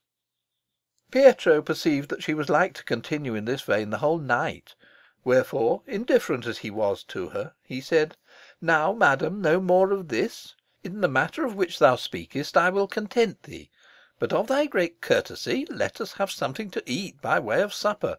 for methinks the boy, as well as I, has not yet supped." "Ay, true enough," said the lady, "he has not supped, for we were but just sitting down to table to sup, when, beshrew thee, thou madest thy appearance." "Go, then," said Pietro, "get us some supper, and by I will arrange this fare in such a way that thou shalt have no more cause of complaint." The lady, perceiving that her husband was now tranquil, rose, and soon had the table laid again, and spread with the supper which she had ready, and so they made a jolly meal of it, the caitiff husband, the lady, and the boy. What, after supper, Pietro devised for their mutual satisfaction has slipped from my memory, but as much as this I know, that on the morrow, as he wended his way to the piazza, the boy would have been puzzled to say whether of the twain, the wife or the husband, had had the most of his company during the night. But this I would say to you, dear my ladies, that whoso gives you tit, why, just give him tat, and if you cannot do it at once, why, bear it in mind until you can, that even as the ass gives, so he may receive. End of Day 5, the 10th Story. Day 5th. The Conclusion. Dioneo's story, whereat the ladies laughed the less for shamefastness rather than for disrelish, being ended, the queen, taking note that the term of her sovereignty was come, rose to her feet, and took off the laurel wreath, and set it graciously upon Elisa's head, saying, "Madam, 'tis now your turn to bear sway." The dignity accepted, Elisa followed in all respects the example of her predecessors. She first conferred with the seneschal, and directed him how meetly to order all things during the time of her sovereignty, which done to the satisfaction of the company. "Oft times," quoth she, "have we heard how with bright sallies, and ready retorts, and sudden devices, not a few have known how to repugn, with apt checks, the bites of others, or to avert imminent perils; and because 'tis an excellent argument, and may be profitable, I ordain that to morrow, God helping us, the following be the rule of our discourse, to wit, that it be of such as by some sprightly sally have repulsed an attack, or by some ready retort or device have avoided loss, peril, or scorn." The rule being heartily approved by all, the queen rose and dismissed them till supper time. So the honorable company, seeing the queen risen, rose all likewise, and as their wont was, betook them to their diversions as to each seemed best. But when the cigales had hushed their chirping, all were mustered again for supper, and having blithely feasted, they all addressed them to song and dance. And the queen, while Emilia led a dance, called for a song from Dioneo, who at once came out with "Monna Audruda, come perk up thy mood, a piece of glad tidings I bring thee." Whereat all the ladies fell a laughing, and most of all the queen, who bade him give them no more of that, but sing another. Quoth Dioneo, "Madam, had I a tabret, I would sing 'Up with your smoke, Monna Lapa,' or 'Oh, the greensward under the olive.' Or perchance you had liefer I should give you 'Woe is me, the wave of the sea.' But no tabret have I, wherefore choose which of these others you will have. Perchance you would like Now hie thee to us forth, that so it may be cut, as may the fields about." "No," returned the Queen, "give us another." "Then," said Dionego, "I will sing 'Monna Simona, embarrel, why 'tis not the month of October.'" "Now a plague upon thee," said the Queen, with a laugh, "give us a proper song will do, for we will have none of these." "Never fear, madame," replied Dionego, "only say which you prefer. I have more than 1,000 songs by heart. Perhaps you would like 'This my little covert, make I never it overt,' or 'Gently, gently, husband mine,' or '£100 were none too high a price for me a cock to buy.'" The Queen now shewed some offence, though the other ladies laughed, and "A truce to thy jesting, Dionego," said she, "and give us a proper song, else thou mayst prove the quality of my ire." Whereupon Dionego forthwith ceased his fooling, and sang on this wise: So ravishing a light doth from the fair eyes of my mistress move, as keeps me slave to her and thee, O love. A beam from those bright orbs did radiate that flame that through mine own eyes to my breast did whilom entrance gain. Thy majesty, O love, thy might, how great they be! 'Twas her fair face did manifest, whereon to brood still fain I felt thee take, and chain each sense, my soul enthralling on such wise, that she alone henceforth evokes my sighs. Wherefore, O dear my love, myself I own thy slave, and all obedience wait and yearn till thy might me console. Yet wot I not, if it be truly known, how noble is the flame wherewith I burn.